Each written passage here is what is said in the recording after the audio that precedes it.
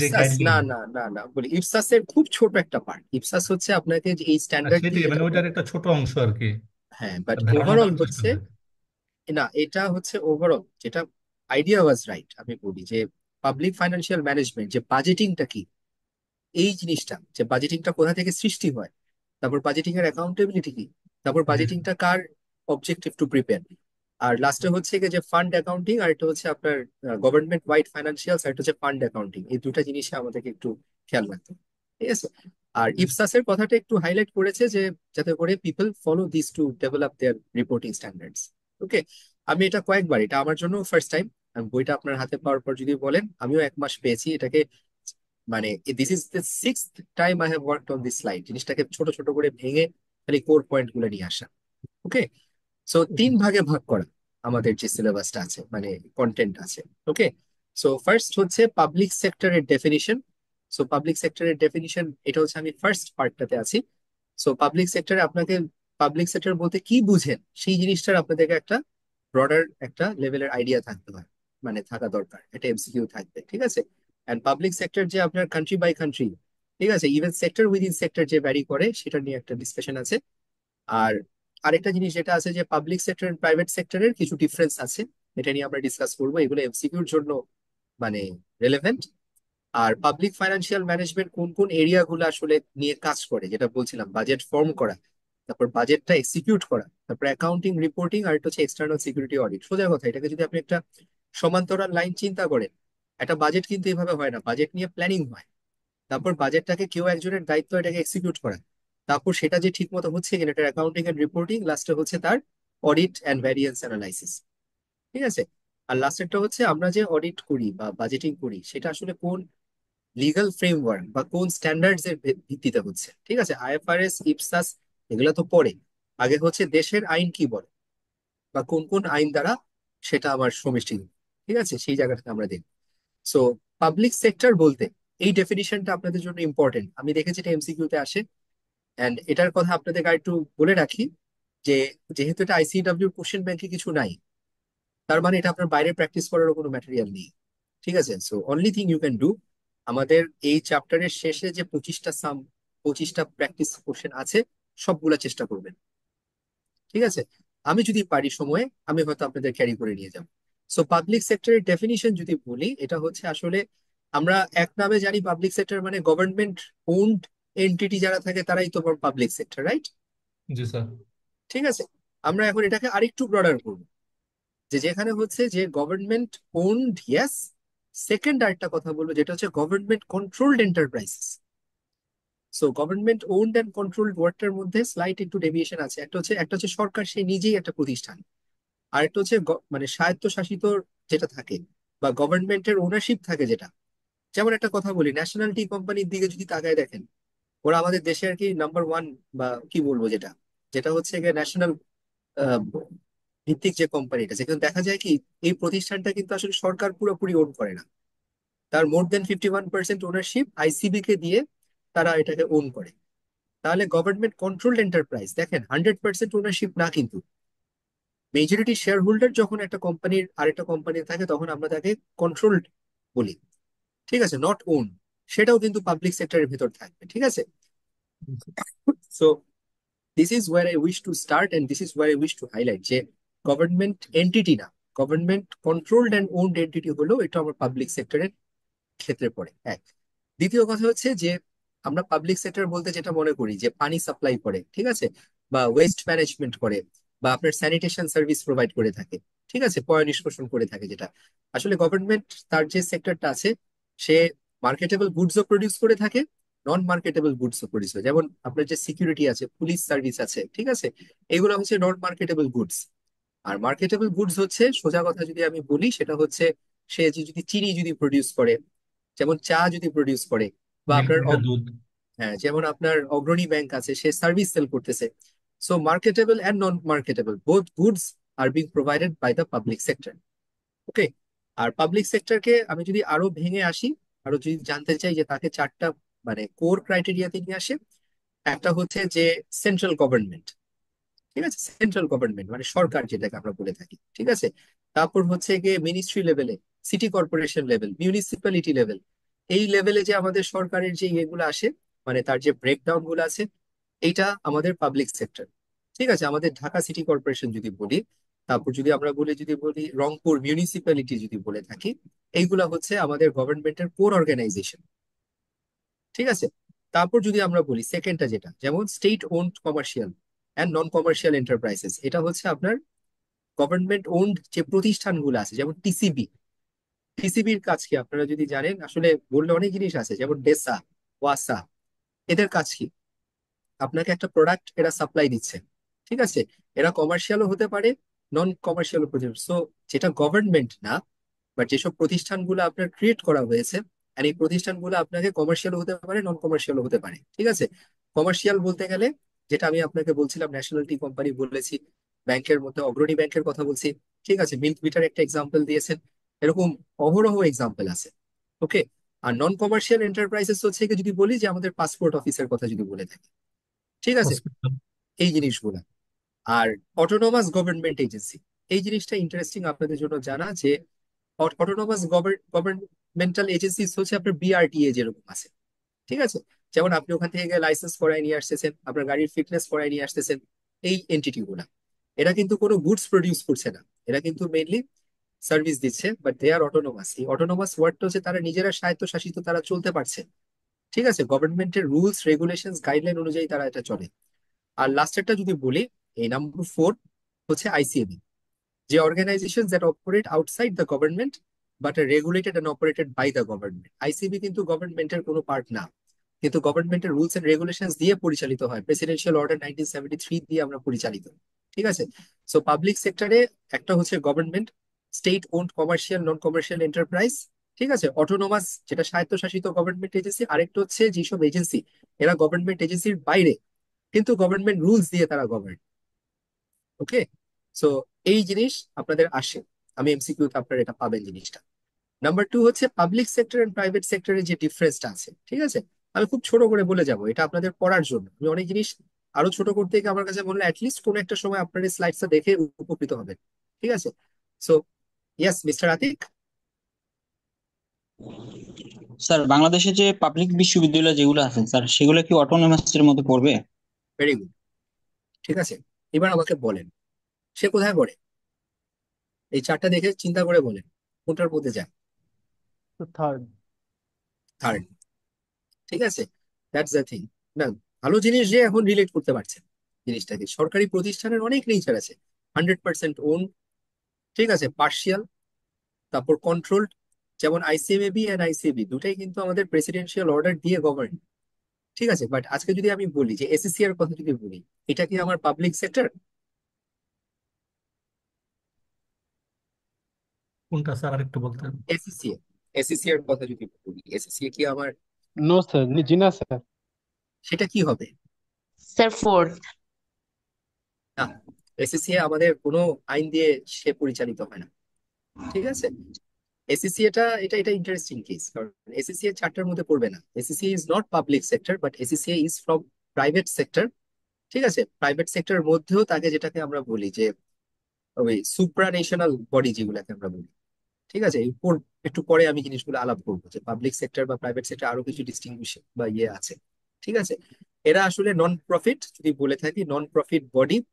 আরো যদি বলে থাকি প্রাইভেট রেগুলেটরি এন্টিটি, মানে বেটার ওয়ার্ড যদি তার জন্য ওকে মানে ইয়ে হয়ে থাকে। কিন্তু সে তো প্রাইভেট রেগুলেটরি, সে এসএসসি এর, সে তো একটা অডিটিং বডি হিসেবে তার নিজেকে বলতে পারে। কিন্তু আমাদের গভর্নমেন্ট বা বাংলাদেশ থেকে কি তাকে সে নমিনেশন বা তাকে সে মানে বৈধতা কি দেওয়া হয়েছে? হয়নি। কোনো প্রেসিডেন্সিয়াল অর্ডার বা কোনো জিনিস তার জন্য নেই। যেমন আজকে যদি আইসিবি যদি স্ট্যান্ড অ্যালোন হতো, তাহলে আপনার সে আপনার এই মানে পাবলিক সেক্টরে সে বাইরে থাকতো। সো নেক্সট ওয়ান, আমার পাবলিক সেক্টর এন্ড প্রাইভেট সেক্টরের ডিফারেন্স যদি আমি বলি, একদম অবজেক্টিভ দিয়ে বলি। প্রাইভেট সেক্টরের মেইন কাজ হচ্ছে ওয়েলফেয়ার অফ দ্য সিটিজেন্স। ঠিক আছে, পাবলিককে সার্ভ করা হচ্ছে তার মেইন অবজেক্টিভ। আর প্রাইভেট সেক্টরের মেইন অবজেক্টিভ, আমি এক বাক্যে যেটা সবসময় আপনাদেরকে বলি, সেটা হচ্ছে ওয়েলথ ম্যাক্সিমাইজেশন বা প্রফিট ম্যাক্সিমাইজেশন। ঠিক আছে, ওনারশিপ যদি বলি, যে পাবলিক সেক্টরের ওনারশিপ আসলে হচ্ছে পাবলিকের হাতে। ঠিক আছে, public owned and public funded entity এরা। আর প্রাইভেট সেক্টর যেটা হয়, এটা ইন্ডিভিজুয়াল বা কোনো কোম্পানি বা এন্টিটি সেটাকে ওন করে থাকে। এটা কখনো আপনার গভর্নমেন্ট ওন্ড হয় না বা পাবলিক ওন্ড হয় না। Okay. R source of fund, public সেক্টরের যে ফান্ড সেটা আসে আমাদের রাজস্ব থেকে, ট্যাক্সেশন থেকে আসে, এক্সাইজ ডিউটি থেকে আসে, ঠিক আছে, বা যদি আজকে ট্রেজারি বিল সঞ্চয়পত্র থেকে যে গভর্নমেন্ট টাকা তুলে সেখান থেকে ফান্ড আসে তার। ওকে। বাট প্রাইভেট সেক্টরটা আসতে হয় আসলে ওনার্স ইকুইটি থেকে আসবে বা লোন থেকে আসবে, এর বাইরে আসার কোনো স্কোপ নাই। অপারেশনের কথাটা যদি বলে থাকি, ঠিক আছে, যে পাবলিক সেক্টরটা কেন অপারেট করা হয়, ওই যে কমন পিপলের বেনিফিটের জন্য, আর কিছু না, স্টেট পলিসিকে মেনটেন করে সে। আর প্রাইভেট সেক্টরটা আসলে ওই আবার একই কথা, অবজেক্টিভের সাথে মিলে যায়, this is operated in order to generate profits. Okay. আর লাস্ট পার্টটা ইম্পর্টেন্ট, যে পাবলিক সেক্টরে কি ধরনের গুডস হয়, আমার মার্কেটেবল গুডস, পাবলিক গুডস, এই জিনিসগুলো আমাকে বেশি প্রডিউস করা হয়ে থাকে, and even to some extent marketable goods হয়। সো আর যদি সহজ করে বলি, যেমন পানি যেটা প্রডিউস করা হয় আমাদের কাছে, ঠিক আছে, এটাকে আমি কি বলবো, what kind of good is this? Marketable goods. Marketable goods কে বলাও কঠিন, এটা পাবলিক গুডস, ঠিক আছে। যেমন পাবলিক গুডস এর ব্যাপারটা হচ্ছে যে আমরা যেটাকে আসলে মানে আমাদের কনসেপ্ট যেটা কাজ করে, ইভেন আমারও এই কনসেপ্ট থাকতো যে যেটার জন্য আমি পে করি, ঠিক আছে, সেইটা আর আসলে পাবলিক গুডস না। মানে সোজা কথা, রাস্তা দিয়ে হেঁটে যাচ্ছি, সেটা হচ্ছে আমার পাবলিক গুড, বা ল্যাম্প লাইটের আলো পাচ্ছি রাস্তায়, সেটাও হচ্ছে আমার পাবলিক গুড, ঠিক আছে। বা আমার কাছে যেটা মনে হতো যে এখানে তো পেমেন্ট হচ্ছে কোথায়, আসলে পেমেন্ট তো হচ্ছে ঠিকই, this is coming from your taxes, this is coming from আপনার হোল্ডিং ট্যাক্স, যেভাবে আপনি তাকে দেখেন জিনিসটা। সো পাবলিক গুডস হচ্ছে একটা ব্রডার হেডে যদি বলি, হেলথ কেয়ার, এটা আমাদের দেশে আসলে ওভাবে চলে না। ইউজুয়ালি যে কোনো একটা কান্ট্রিতে health care, law and order, ঠিক আছে, ওয়াটার, তারপর সুয়ারেজ, এই কয়টা জিনিস আপনার সবসময় পাবলিক সেক্টরের আওতার মধ্যে পড়ে, and এগুলোকে পাবলিক গুড হিসাবে ধরা হয়, ঠিক আছে। এন্ড কিছু কিছু জায়গায় দেখবেন যে বাইরের দেশের অনেক জিনিসে যে পাবলিক গুডসও কিন্তু আপনার প্রাইভেটাইজেশনে করে দেওয়া হয়েছে, ঠিক আছে, যেটা কিনা আসলে আমাদেরকে তো আসলে আমরা বেঁচে গেছি অনেক কেসে। যে বাংলাদেশটা যেভাবে একটা সময় যাচ্ছিল, যে হয়তো আপনারা দেখতেন যে বসুন্ধরার কাছে আপনার এলপিজি থাকতো, মানে গ্যাস, ঠিক আছে, ওয়াসার যে পানির যে ব্যাপারটা সেটাও হয়তো চলে যেত অন্য কোনো এন্টিটির হাতে। মানে আমাদের দেশের বড় বড় বিজনেস যে হাব গুলা ছিল, তারাই দেখতেন যে পাবলিক গুডস গুলা প্রডিউস করতো। যেমন ইউএসএ তে কিন্তু আপনার যে সেন্ট্রাল জেল আছে, এটাও কিন্তু প্রাইভেট এন্টিটি। ওকে। সো এগুলো আসলে ইকোনমি টু ইকোনমি ভ্যারি করে, বাট পাবলিক গুডটা হচ্ছে এটা আমার যেগুলা ধরেন common basic necessity for the people বা এন্টিটি। ওকে। সো কিছু কিছু কেসে তারা মার্কেটেবল গুডসও করে, ওই যে যেটা ইমতিয়াজ যেটা বলেছিলেন যে আপনার মিল্ক বিটা প্রোডাক্টও আছে, ঠিক আছে, যে দেশের নিড অনুযায়ী সেভাবে এটা করে। Yes Imu, tell me. Sir, Bangladesh railway এটা কোন ধরনের প্রতিষ্ঠান? গুড, বলেন কোথায় পড়ে? এটা কি স্বায়ত্তশাসিত হবে নাকি স্টেট ওন্ড প্রাইভেট? স্যার, এটা স্টেট ওন্ড আর হবে, stand non absolutely correct, commercial enterprise. State owned absolutely correct, commercial হবে স্যার। ঠিক আছে, ভেরি গুড। নন আপনারা কমার্শিয়াল নিজেরাই, হবে না এটা? এটা না, এটা এটা নন কমার্শিয়াল কেন? কমার্শিয়াল হবে sir. Commercial, it generates profits or financials দেখেন, ঠিক আছে। না, লক্ষ্য তো স্যার প্রফিট না তো। না, লক্ষ্য তো প্রফিট না, কিন্তু হ্যাঁ, আমাকে সেটাই যখন উদ্দেশ্য। আমি, না ঠিক আছে, যখন কমার্শিয়াল বলি, ও রেভিনিউ জেনারেট করতেছে, প্রডিউস গুডস প্রডিউস করে যাচ্ছে এখান থেকে, ঠিক আছে। নন কমার্শিয়াল হচ্ছে আসলে তার যে সেক্টরটা বা তার যে অবজেক্টিভ, তার চার্টারের মধ্যেই সে আসলে প্রফিট বা কস্ট কভারেজের কথাটা ওভাবে উল্লেখ করা নেই, ওয়েলফেয়ার যেটা। ওকে। যেমন আপনার দুর্যোগ সংস্থা প্রতিষ্ঠান যেগুলো আছে, এগুলো হচ্ছে আমাদের state owned non commercial enterprises গুলা, ঠিক আছে, বা যেগুলো ফায়ার ধরেন যে, ব্রিগেড। হ্যাঁ, ফায়ার ব্রিগেড, রাইট। আরো better example, good to see আপনাদের যে চিন্তার পরিধি আছে, বাট এরকম কঠিন কোশ্চেন আসবে না বা ওই ডেপথেও যাবে না। আমার যেটা দেখা এই চ্যাপ্টার থেকে হচ্ছে খুব বেসিক বেসিক জিনিস, ঠিক আছে, জাস্ট অ্যাটলিস্ট টাচ করে যাওয়ার জিনিসটা। আর যেটা বলছিলাম পাবলিক গুডস এর কথা, এন্ড পাবলিক গুডসও প্রডিউস করে, নন মার্কেটেবল সার্ভিস প্রডিউস করে, and even to some extent আপনার মার্কেটেবল গুডসও কিন্তু প্রডিউস করে। সো কোনো এমসিকিউতে যদি দেখেন যে public sector does not produce marketable goods, that is wrong. Public sector marketable গুডসও প্রডিউস করে থাকে। আর প্রাইভেট সেক্টরের ব্যাপারটা, এটা স্পষ্টতই সে পাবলিক গুডস প্রডিউস করবে না। কেন করে না কেউ বলতে পারবেন? স্যার প্রফিট ওরিয়েন্টেড হয় না, এই কারণে। Rate of return is very low. জি। আপনি ম্যাস পিপলকে যখন আপনি পাবলিক প্রোডাক্ট আপনি যখন সেল করবেন, rate of return is very লো। আপনি যদি সেই রেট হাই করেন, আপনাকে মানুষজন এসে মারবে, ঠিক আছে। কারণ আপনি যদি ধরেন এই পানির চার্জ যদি পাবলিক করে প্রাইভেট করে দেন, বা যদি বিভিন্ন ভাবে যদি আপনি এটা মানে দাম বাড়ায় দেন, যদি কস্ট কভারেজ করতে যান, সেটা আপনি করতে পারবেন না। আপনি দেখবেন যে বাংলাদেশ বিমান কিন্তু, ঠিক আছে, বাংলাদেশ বিমান কিন্তু কমার্শিয়াল এই ক্যাটাগরিতে পড়ে যায়, স্টেট ওন্ড কমার্শিয়াল এন্টারপ্রাইজ। জি। ওকে, সো এইভাবে বাংলাদেশ বিমান কিন্তু প্রফিট করে না, ও জীবনে প্রফিটের আলো দেখেনি।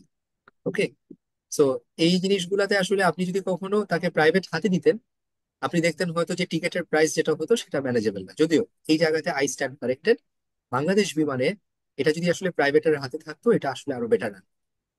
স্যার অনেক সময় তো বাজার মনিটরিং এর জন্য কিছু জিনিস করা হয়, প্রডিউস করা হয়, যেগুলোতে প্রফিট করা হয় না, বাট বাজারে যেন ওই দামের সামঞ্জস্য থাকে স্যার। অ্যাবসলিউটলি, ওই যে লাইক টিসিবির কথা টিসিবি। যেটা বলছেন। টিসিবি। ইয়েস, আর ইয়েস, পানির ভেরি গুড। ক্ষেত্রেও, পানির ক্ষেত্রেও স্যার সেনা, তারপর হচ্ছে একটা আছে শান্তি, যেটা হচ্ছে ওয়াসার, এমন হুম, কয়েকটা আছে sir. Right, you are. Segregation আছে, নিশ মার্কেটিং আছে এখানে জিনিসটা। তাহলে এই পর্যন্ত কি ক্লিয়ার? জি ডিফারেন্সেস স্যার, জি এমসিকিউ বেসড ইয়ে থাকে। আচ্ছা, চলে দ্যাট ইজ আসলাম। ক্লিয়ার। হ্যাঁ, আসলে আসল জিনিসে চলে আসলাম, পাবলিক ফাইন্যান্সিয়াল ম্যানেজমেন্ট। ঠিক আছে, পাবলিক ফাইন্যান্সিয়াল ম্যানেজমেন্টের যদি ব্রডার অবজেক্টিভ যদি আমরা বলে থাকি, ঠিক আছে, আসলে পুরা জিনিসটা যে ওয়ার্ডটা, যে পাবলিক ফাইন্যান্সিয়াল ম্যানেজমেন্ট, চিন্তা করে দেখেন, পাবলিক বলতে যেটা বুঝি যে জনগণের, ফাইন্যান্সিয়াল হচ্ছে গিয়ে তার ইনফ্লোজ এন্ড আউটফ্লোজ কে ইয়ে করা, আর ম্যানেজমেন্ট হচ্ছে এটার ওভারঅল তদারকিটা। সো কোনো কিছুকে তদারকি করতে গেলে সবার আগে আমার কি থাকতে হয়? নাম্বার ওয়ান ইজ ল, যে কোনো কিছু তদারকির একটা প্রসেস থাকতে হয়, and that is coming from legislation বা লজ। তারপর দ্বিতীয় কথা হচ্ছে প্রতিষ্ঠান থাকতে হবে, ঠিক আছে, তারপর একটা সিস্টেম থাকতে হবে, প্রসেস থাকতে হবে। ওকে, সো এই যে জিনিসগুলা, যে আইন পরিবেষ্টিত হয়ে আমার অর্গানাইজেশন, যাদের এস্টাবলিশমেন্ট আছে তাদের কিছু কন্ট্রোল প্রসিডিওর এন্ড সিস্টেম আছে, ঠিক আছে, যেটা গভর্নমেন্ট ইম্পোজ করে। তারা কি করে? তাদের ফার্স্ট এন্ড ফরমোস্ট অবজেক্টিভ হচ্ছে যে রিসোর্স যেটা আছে, ঠিক আছে, রিসোর্সের safe and proper implementation and utilisation. ঠিক আছে, সহজ কথায় বলি, পাবলিক ফাইন্যান্সিয়াল ম্যানেজমেন্টের মূল উদ্দেশ্য হচ্ছে আমি যে ফান্ডটা নিয়ে আসছি বা কালেক্ট করে নিয়ে আসি বা রাজস্ব আয় করে নিয়ে আসি, এটার proper maintenance and management. And সেটা বলতে গেলে হচ্ছে খরচাকে আমি আসলে মেনটেন করি বা ম্যানেজ করি। এখানে অনেকগুলা বড় বড় কথা বলা আছে, বাট আমি এখানে দুইটা ওয়ার্ডকে আমি এখানে হাইলাইট করেছি। ঠিক আছে, যে পাবলিক ফাইন্যান্সিয়াল ম্যানেজমেন্টের মেইন ফোকাস কি? Expenditure management. ঠিক আছে, নাম্বার ওয়ান, এটা এমসিকিউ তে এই জিনিস থাকবে যে হোয়াট আর দ্য টাইপস বা what are the roles of, বা মানে what is the main focus of public financial management. Number one is expenditure management. Okay, আর নাম্বার টু, সেটা কিভাবে আমরা করি? সেটা হচ্ছে আইন দিয়ে, অর্গানাইজেশন দিয়ে, স্ট্রাকচার দিয়ে, ফ্রেমওয়ার্ক দিয়ে আমরা এনশিওর করি যে secure and proper utilisation of resources, যেটা কিনা আমাকে এফিশিয়েন্ট অ্যান্ড ট্রান্সপারেন্ট হতে হবে। এগুলো হচ্ছে ব্রডার ওয়ার্ড, বাট মূল উদ্দেশ্য হচ্ছে এক্সপেন্স ম্যানেজমেন্ট। ঠিক আছে, এখন আমি বলি এই পাবলিক ফাইন্যান্সিয়াল ম্যানেজমেন্টটা যখন আমি বলি, এটা কয়েকটা মানে ব্রডার মানে সাইকেলে আপনার সে মানে ভাগ করা আছে। ঠিক আছে, একটা হচ্ছে ফিসকাল ফ্রেমওয়ার্ক, আমি একটু পরে আসছি, জিনিসটা এখানেই আছে। ওকে, আমি একটু ডিটেইলে যাব জিনিসটা, যে ফিসকাল ফ্রেমওয়ার্ক যেটাকে আমরা বলি। সো ফিসকাল ফ্রেমওয়ার্ক মানে কি? ওয়ার্ড গুলাকে আপনারা খেয়াল করে দেখেন। আগে এমসিকিউটা আপনাদেরকে কভার করে দিই। ওকে, আপনাদেরকে এমসিকিউতে কি আসতে পারে? Functions of public financial management are which of the following দিয়ে আপনাকে পাঁচটা কথা বলা হবে। ঠিক আছে, এই পাঁচটার মধ্যে একটা দেখবেন যে এলিয়েন থাকবে, বা আপনাকে কোশ্চেন করা হবে which of the following is not আপনার part of the function of PFM.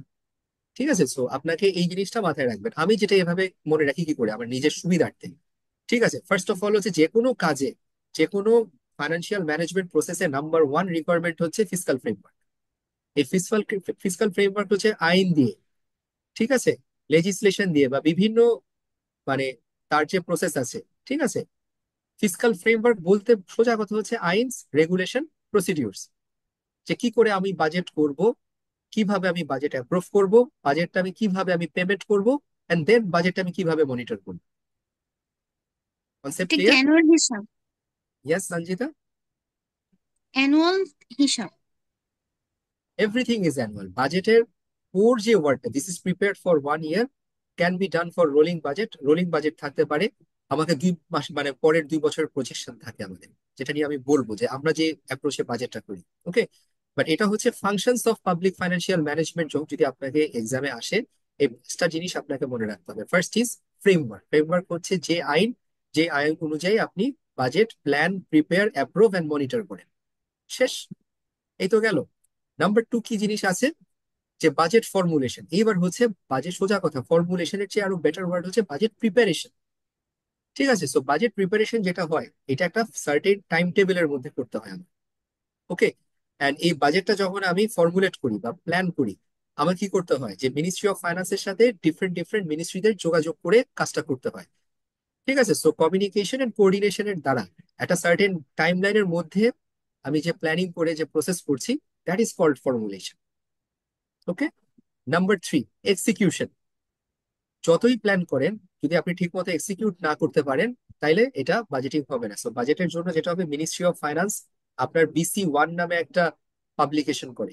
ঠিক আছে, একটু পরেই দেখবে জিনিসটা। সো এই পাবলিকেশন করে সে জানান দেয় ডিসেম্বরে যে আমি পরের বছরের বাজেট করতে চাচ্ছি। তারপর সে একটা মিডিয়াম টার্ম বাজেটিং ফ্রেমওয়ার্ক একটা প্রিপেয়ার করে, যেই অনুযায়ী আপনার বাজেটিং এর হেডার এন্ড বাজেটিং এর কত টাকা খরচা হবে হবে না সেই জিনিসটা আপনার ডিটারমাইন হয়ে যায়, লিমিট গুলো ডিটারমাইন হয়ে যায়। তারপর মিনিস্ট্রিরা আপনার বাজেট প্রিপেয়ার করে নিয়ে আসে। ঠিক আছে, এই প্রিপেয়ার করে নিয়ে আসাটা হচ্ছে আপনার বাজেটের এক্সিকিউশন এন্ড বাজেটের ফাইনালাইজিং যেটা। ওকে, এন্ড এখানে যে জিনিসটা জেনে রাখেন, আরো ব্রডার জিনিস একটু পরে আমি শেয়ার করবো আপনাদের। আর যে কোনো জিনিস কমপ্লিট হয় না আপনার অ্যাকাউন্টিং এন্ড রিপোর্টিং না হয়। ঠিক আছে, কারণ আজকে যে জিনিস বাজেট করতেছেন, ঠিক আছে, সেটাকে তো আপনার রেকর্ড করতে হবে। এই রেকর্ডটাই হচ্ছে আমার accounting and reporting part. Okay, আর লাস্ট একটা হচ্ছে যে কোনো বাজেট আপনি প্ল্যান আইন অনুযায়ী প্ল্যান করে বাজেট এক্সিকিউট করেছেন, অ্যাকাউন্টিং করে রিপোর্টিংও করেছেন, বাট আমার কাজ কি এখানে শেষ? আমার কিন্তু তাকে কি করতে হয়, যে রিভিউ করতে হয়। রিভিউ করতে হচ্ছে, মনিটরিং করতে হচ্ছে, আমাকে এখানে ভ্যারিয়েন্স আছে কিনা দেখতে হচ্ছে। তারপর আমার বাজেটের অডিটও হতে হচ্ছে, যে কেন আমি আমার এক্সেস এক্সপেন্ডিচার করলাম, বা বাজেটের আওতার ভিতরে আমি আছি কিনা, বা কিছু এক্সপেন্ডিচার আমি কেন করছি না, এই প্রশ্নগুলো কিন্তু আসে। সো এই এক্সটার্নাল সিকিউরিটি এন্ড অডিট হলে আমার ফুল সাইকেলটা হয়। তারপর আবার আমার এই প্রসেসটা ঘুরতে থাকবে। ঠিক আছে, প্রতি বছর এই প্রসেসটা ঘুরতে থাকবে। So is this much clear? এখানে জাস্ট 5টা পয়েন্ট মনে রাখবেন ফর ইউর MCQ। আচ্ছা, স্যার 3 নাম্বারটা একবার একটু বললে ভালো হতো। হুইচ 3। ওয়ান? নাম্বার 3? আচ্ছা, জি স্যার। আচ্ছা, এক্সিকিউশন। এক্সিকিউশনের কাজটা হচ্ছে আসলে একটা পাথওয়ে। যে বাজেট যখন আপনার মিনিস্ট্রি অফ ফাইন্যান্স কি করে, সে BC1 নামে একটা ইস্যু করে পেপার, যেখানে সে সবাইকে ইনভাইট করে বিভিন্ন ডিপার্টমেন্টকে, যে তোমরা আমাদেরকে বাজেট দাও। ঠিক আছে, তারপর আপনার একটা মিডিয়াম টার্ম বাজেটিং ফ্রেমওয়ার্ক হয়, যে অনুযায়ী মিডিয়াম টার্ম বাজেটিং ফ্রেমওয়ার্ক হচ্ছে আপনাকে কত কোন কোন খাতে আমরা এক্সপেন্স করব, কোন কোন খাতে কত এক্সপেন্স করব, সিলিং বেঁধে দেওয়া হয়। এই অনুযায়ী আপনার মিনিস্ট্রি গুলো আপনার বাজেটারি প্রিপারেশন তারা করে, করে তারপর এটা আপনার মিনিস্ট্রি অফ ফাইন্যান্সকে দেয়, সে ফাইনাল রিভিউ করে দেন বাজেটটাকে আপনার পাবলিশ করে। এই পুরো প্রসেসটাই হচ্ছে আপনার বাজেট এক্সিকিউশন।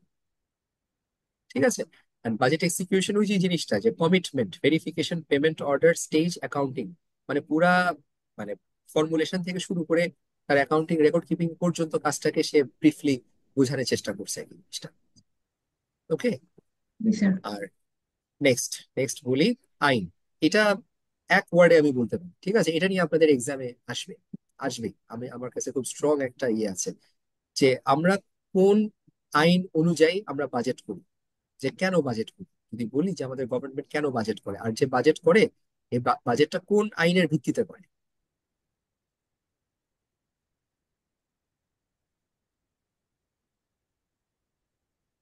আমাদের কনস্টিটিউশন, সংবিধান।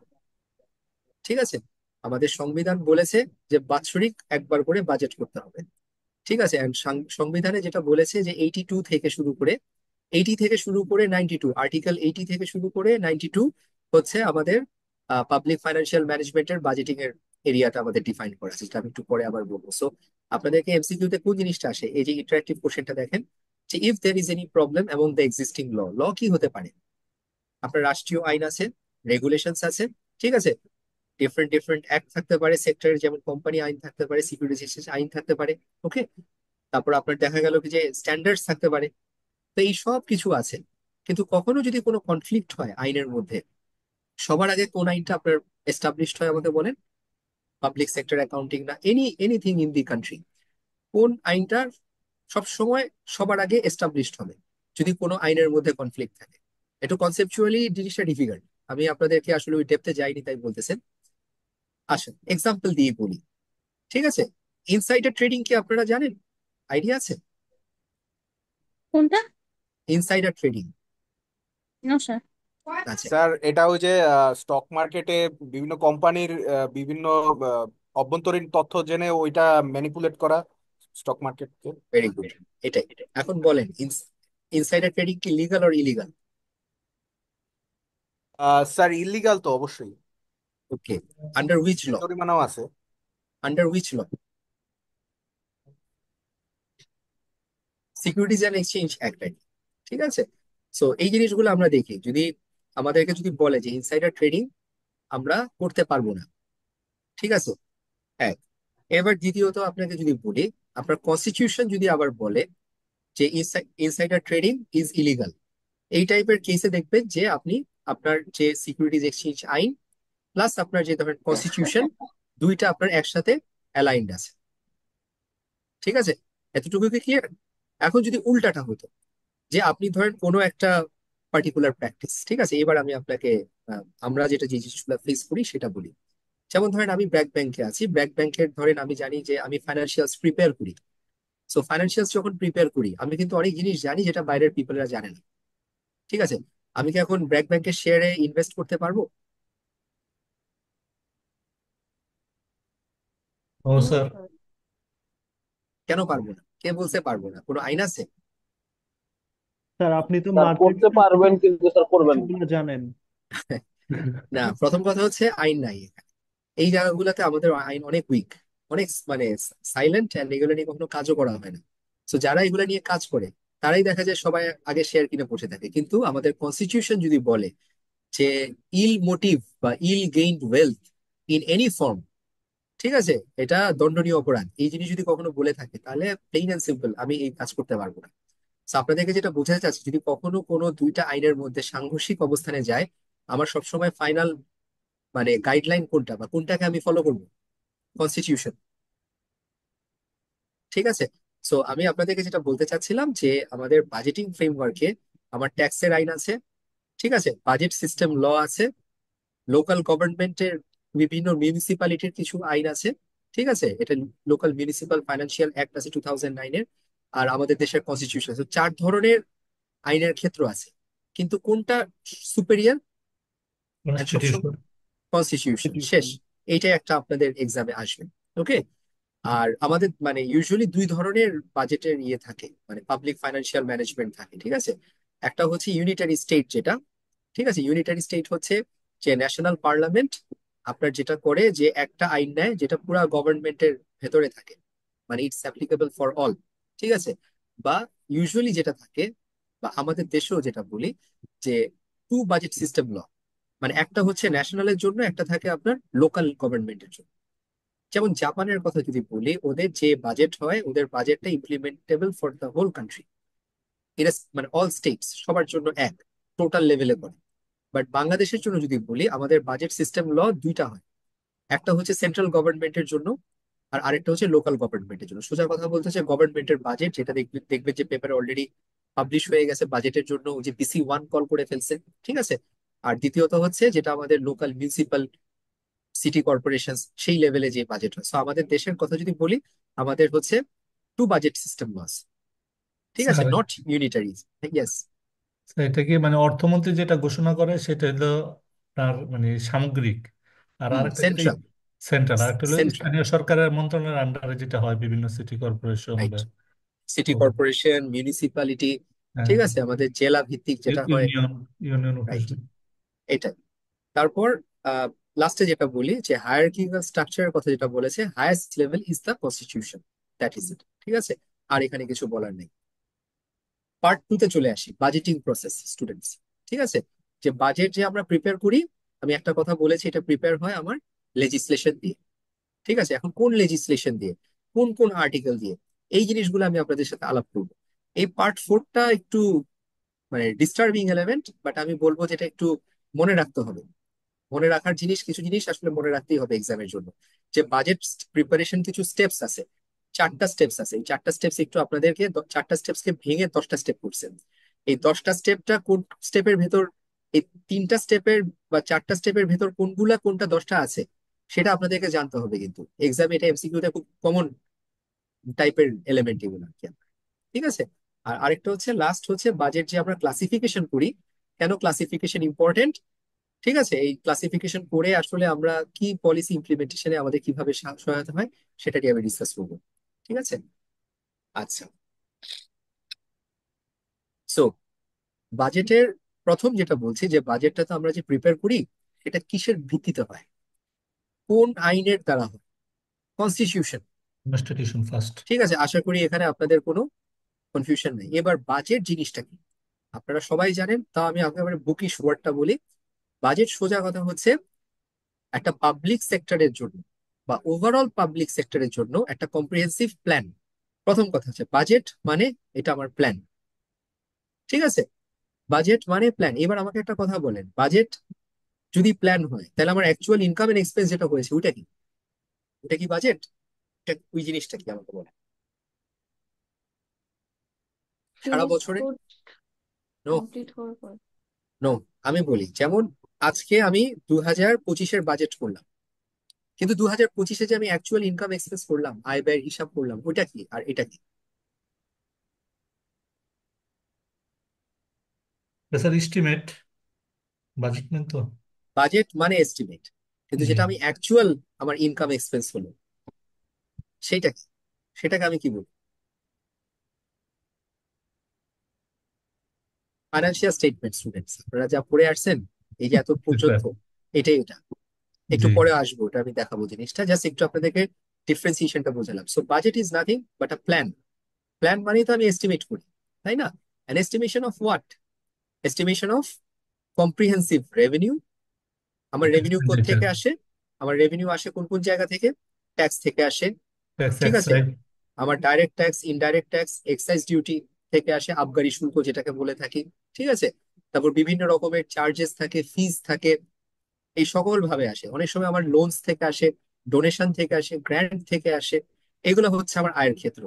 আর বাজেটে আমার ব্যয়ের ক্ষেত্রও থাকে, যে কোন কোন খাতে আমি বিনিয়োগ করব, কোন কোন খাতে আমি খরচা করব। এই পুরো জিনিসটা হচ্ছে আমার বাজেট। সো সোজা কথা, বাজেটের definition, it's a plan of revenue and expenses.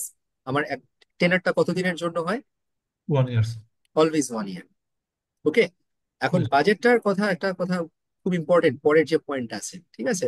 আমাদের বইতে এটাকে অনেক বিশাল করে লিখে নিয়ে আসে, জাস্ট ক্রিস্প পার্টটা বলি। আমরা যে বাজেট প্রিপেয়ার করি কার জন্য প্রিপেয়ার করি? দেশের জনগণের জন্য। না, এটা এটা একটু বেশি হয়ে গেল। আপনি তো মানে আমাদের সরকারি লোকদের মতো কথা বলে ফেললেন। বাজেটটা হচ্ছে সরকারি প্রতিষ্ঠানের জন্য আমরা করি, ঠিক আছে? বাজেটটা কিন্তু একটা এন্টিটির জন্য করা হয়, এন্ড সেই এন্টিটা হচ্ছে আমার সরকারি প্রতিষ্ঠান, ঠিক আছে? আর এটা করে কে? তার রেসপেক্টিভ যে অথরিটি আছে, ঠিক আছে? তার যে মিনিস্ট্রির যে চিফ থাকে, সচিবরা এটা ইউজুয়ালি করে। Okay, the central government budget is usually authorized by legislature. এখানে দুটো কথা বলতে হবে। ওই যে বললাম না যে বাজেট দুইটা হয় আমাদের দেশে, একটা হচ্ছে central budget, central government budget, okay? আর আরেকটা বাজেট হচ্ছে আমাদের সাব ন্যাশনাল বাজেট, যেটা যেটা কিনা স্টেট বা লোকাল গভর্নমেন্টের জন্য হয়। ওকে, সো একটা জিনিস, সেন্ট্রাল গভর্নমেন্ট বাজেটটা কোন অনুসারে হয়? লেজিসলেশনের অনুসারে হয়, ঠিক সংবিধানের থ্রুতে হয়। আর যেটা আমাদের স্টেট লেভেলে হয়, লোকাল গভর্নমেন্ট হয়, সেই বাজেটটা আপনার কোন ইয়েতে হয়, কোন অথরিটিতে হয়? স্থানীয় সরকার স্থানীয় মন্ত্রণালয়। আইন। মন্ত্রণালয়। গুড, স্থানীয় ধরে সরকার ফেলছেন, আইন অনুযায়ী হয় এটা আর কি। কারেক্ট। মানে লোকাল বডি অনুযায়ী, লোকাল আইন অনুযায়ী, বা তাদের কাউন্সিল অ্যাপ্রুভালে হয়, ঠিক আছে? সো এই জিনিসটা এখানে মানে প্রথম হচ্ছে বাজেট কি, বাজেট কার জন্য প্রিপেয়ার করছি? যে কোনো পাবলিক সেক্টরের জন্যই আমার বাজেট প্রিপেয়ার করতে হয়। আর বাজেটটা হচ্ছে আমার সেন্ট্রাল হলে লেজিসলেশন দিয়ে গাইডেড, আর যদি এটা আমার সাব ন্যাশনাল হয় তাহলে সেটা হচ্ছে আমার লোকাল কাউন্সিল বা লোকাল লেজিসলেশন দিয়ে আর লোকাল কি এটা ল। ইয়ে হয়, ঠিক আছে? আর আরেকটা জিনিস, সে বাজেটের কথা যখন আমি বলি, এটা এটা ইটস অ্যান অপশনাল, মানে আমার স্লাইড বা আমার একটা পার্ট। আমি যেটা বলতে চাচ্ছি যে বাজেট যখন আমরা করি, বাজেট যে পাবলিক সেক্টর এন্টিটির কথা বলি, এটা কিন্তু শুধু এন্টিটির মধ্যে সীমাবদ্ধ থাকে না। বাজেট কিন্তু আমি একটা ফান্ডেরও বাজেট করি, স্টুডেন্টস। এই কথাটা খেয়াল রাখতে হবে। ফান্ড মানে কি? আমি একটা খাতে অর্থ পেয়েছি, ঠিক আছে? ওই যে থাকে না আপনাদের মাঝখানে যে দুর্যোগ ফান্ড আছে না আমাদের দেশে, তো দুর্যোগ যে ফান্ড, এটা তো একটা খাত যেখান থেকে আয় আসে, এটা সরকারি এই ফান্ডটা দিয়েছে। তারপর এই খাত থেকে আপনার ব্যয় হচ্ছে না, ঠিক আছে? তাইলে একটা খাতও কিন্তু একটা খাতেরও কিন্তু বাজেট করতে হয়। আইএমএফ আমাদের একটা লোন দিল, সেটার ইয়েস, উপর একটা। হ্যাঁ, আইএমএফ আছে, ওটা ওটা হচ্ছে সুপ্রা অ্যানুয়াল বডি যেগুলো আছে। তারপর আরেকটা জিনিস আছে যে আমাদের, এটা তো ডিজাস্টার ফান্ড বা স্টার্ট আপ ফান্ড আছে আমাদের দেশে। সৌদি আরবের যেরকম আছে সোভেরিন ফান্ড আছে, মানে একটা দেশ তার তেল বেচে যে টাকা আর্ন করছে সেই টাকা দিয়ে সেইটা তার ফান্ড, এন্ড সেটা দিয়ে বিভিন্ন পাবলিক ওয়েলফেয়ার কাজে সে খরচা করে থাকে। তার মানে এটার জন্য কোনো একটা এন্টিটি থাকতে হবে না। আমি কথাটা বোঝানোর জন্য আপনাদেরকে, যে বাজেট শুধু আমি একটা কোনো প্রতিষ্ঠানের করি না, যে চেয়ার টেবিল আছে বিশাল বিল্ডিং আছে, ব্যাপারটা তা না। যে ওয়াসা ডেসার সে করছি তা না। আমি কিন্তু সার্টেন গভর্নমেন্ট এজেন্সিরও করি, সরি এজেন্সি না, আমি ফান্ডেরও করে থাকি। এখানে আমি এটাকে ইনক্লুড করেছি যে শুধু সরকারি প্রতিষ্ঠান না, আপনার সেমি অটোনমাস গভর্নমেন্ট এজেন্সি যেগুলো আছে। ঠিক আছে, সেমি অটোনমাস গভর্নমেন্ট এজেন্সি কোনগুলা স্টুডেন্টস? একটা এক্সাম্পল যদি দিতে পারেন আমাকে।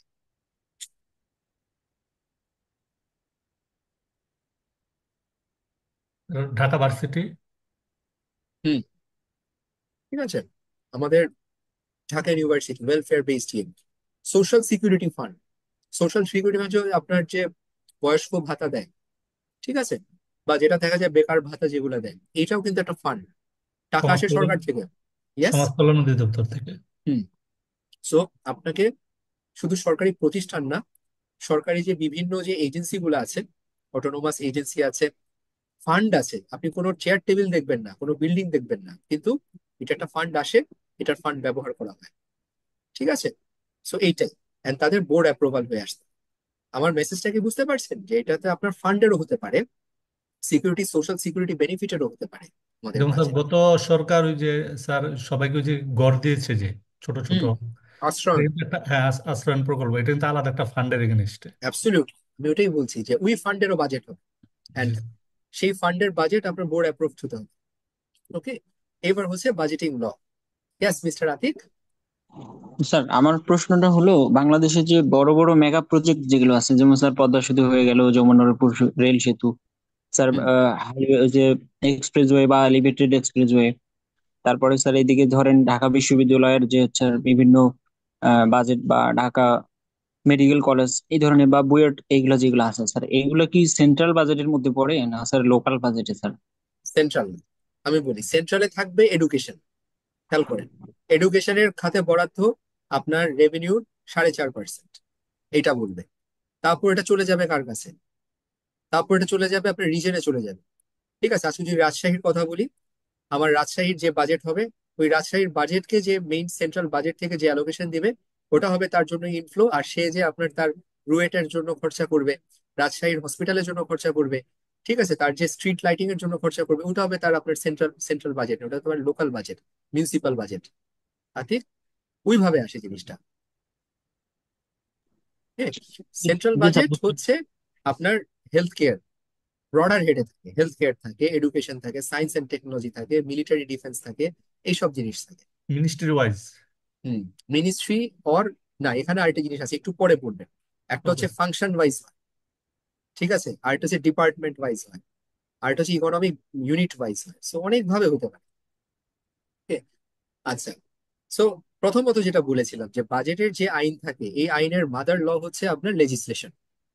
ঠিক আছে, লেজিসলেশন আমার সংবিধান, আর সংবিধানের আপনার যে আর্টিকেল আছে, আপনার starting with article 80 and end with article 92।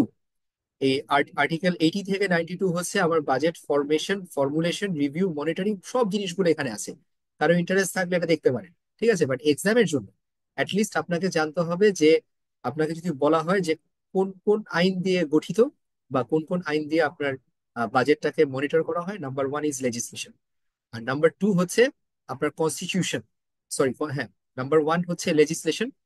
ওই লেজিসলেশনের ভেতরে আমাকে 80 থেকে 92 পর্যন্ত হচ্ছে আমার budget related all rules and regulation. ঠিক আছে, আরো স্পষ্ট করে যদি বলি, যে এই 80 থেকে 92 এর মধ্যে সবগুলাই আমার জন্য অতটা ইম্পর্টেন্ট। আমার জন্য মেইন ইম্পর্টেন্ট হচ্ছে 87 অ্যান্ড 89 আর্টিকেল। ঠিক আছে, সেখানে আমাকে গাইডলাইন দেওয়া হয়েছে কি করে আমি আমার ফাইন্যান্সিয়াল স্টেটমেন্ট প্রিপেয়ার করব, বা সোজা কথা আমি বাজেট কিভাবে প্রিপেয়ার করব, সেইটা আর্টিকেল 87 এন্ড 89-এ স্পেসিফিক্যালি উল্লেখ করা আছে। Clear students? Part by part লেজিসলেশনের কোথায় আছে প্রিপারেশন, 87 এন্ড 89 আছে। ওকে, আর আরেকটা জিনিস আছে, সেটা হচ্ছে public money and budget management act.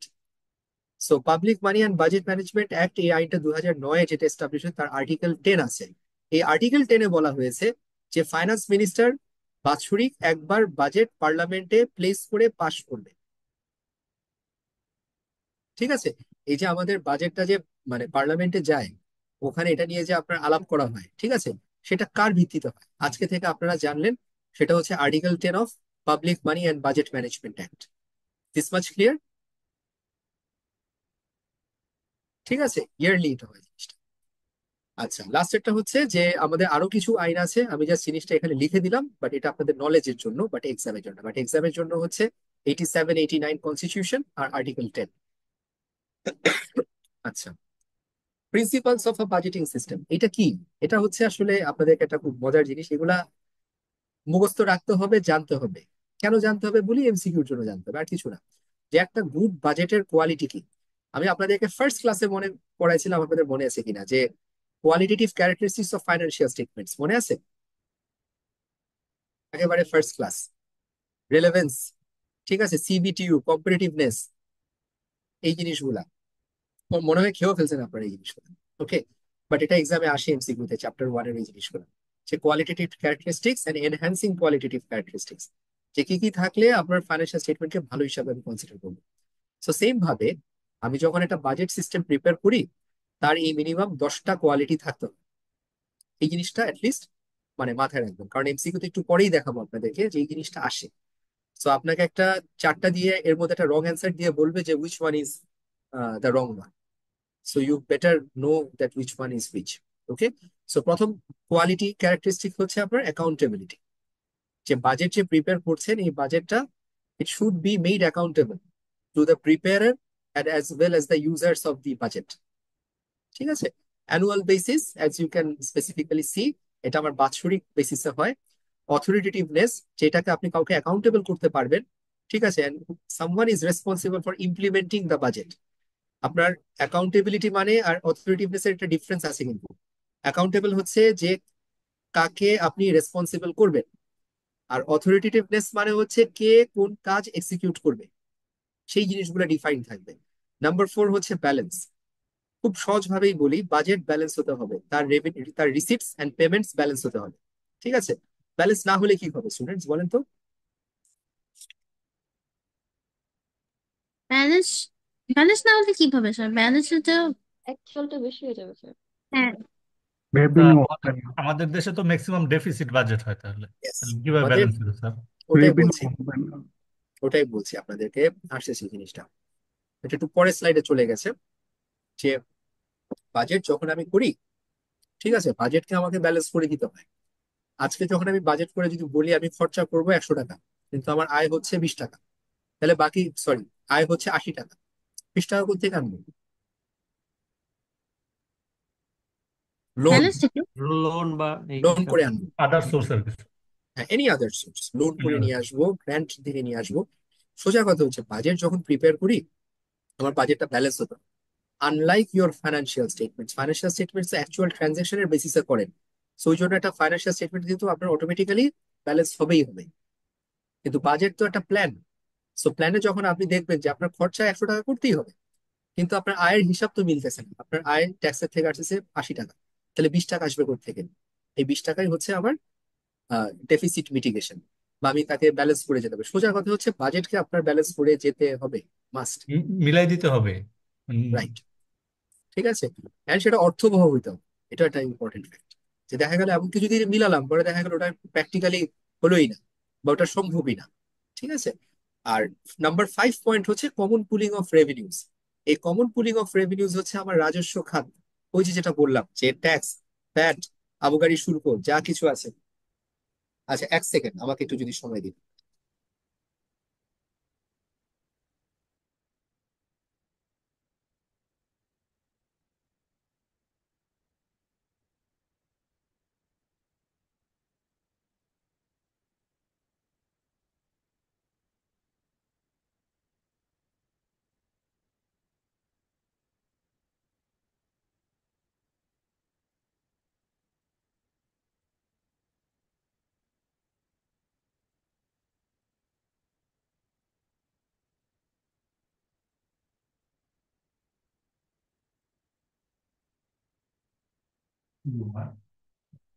দাও না কুচিপি কাটতে ওখানে দাও।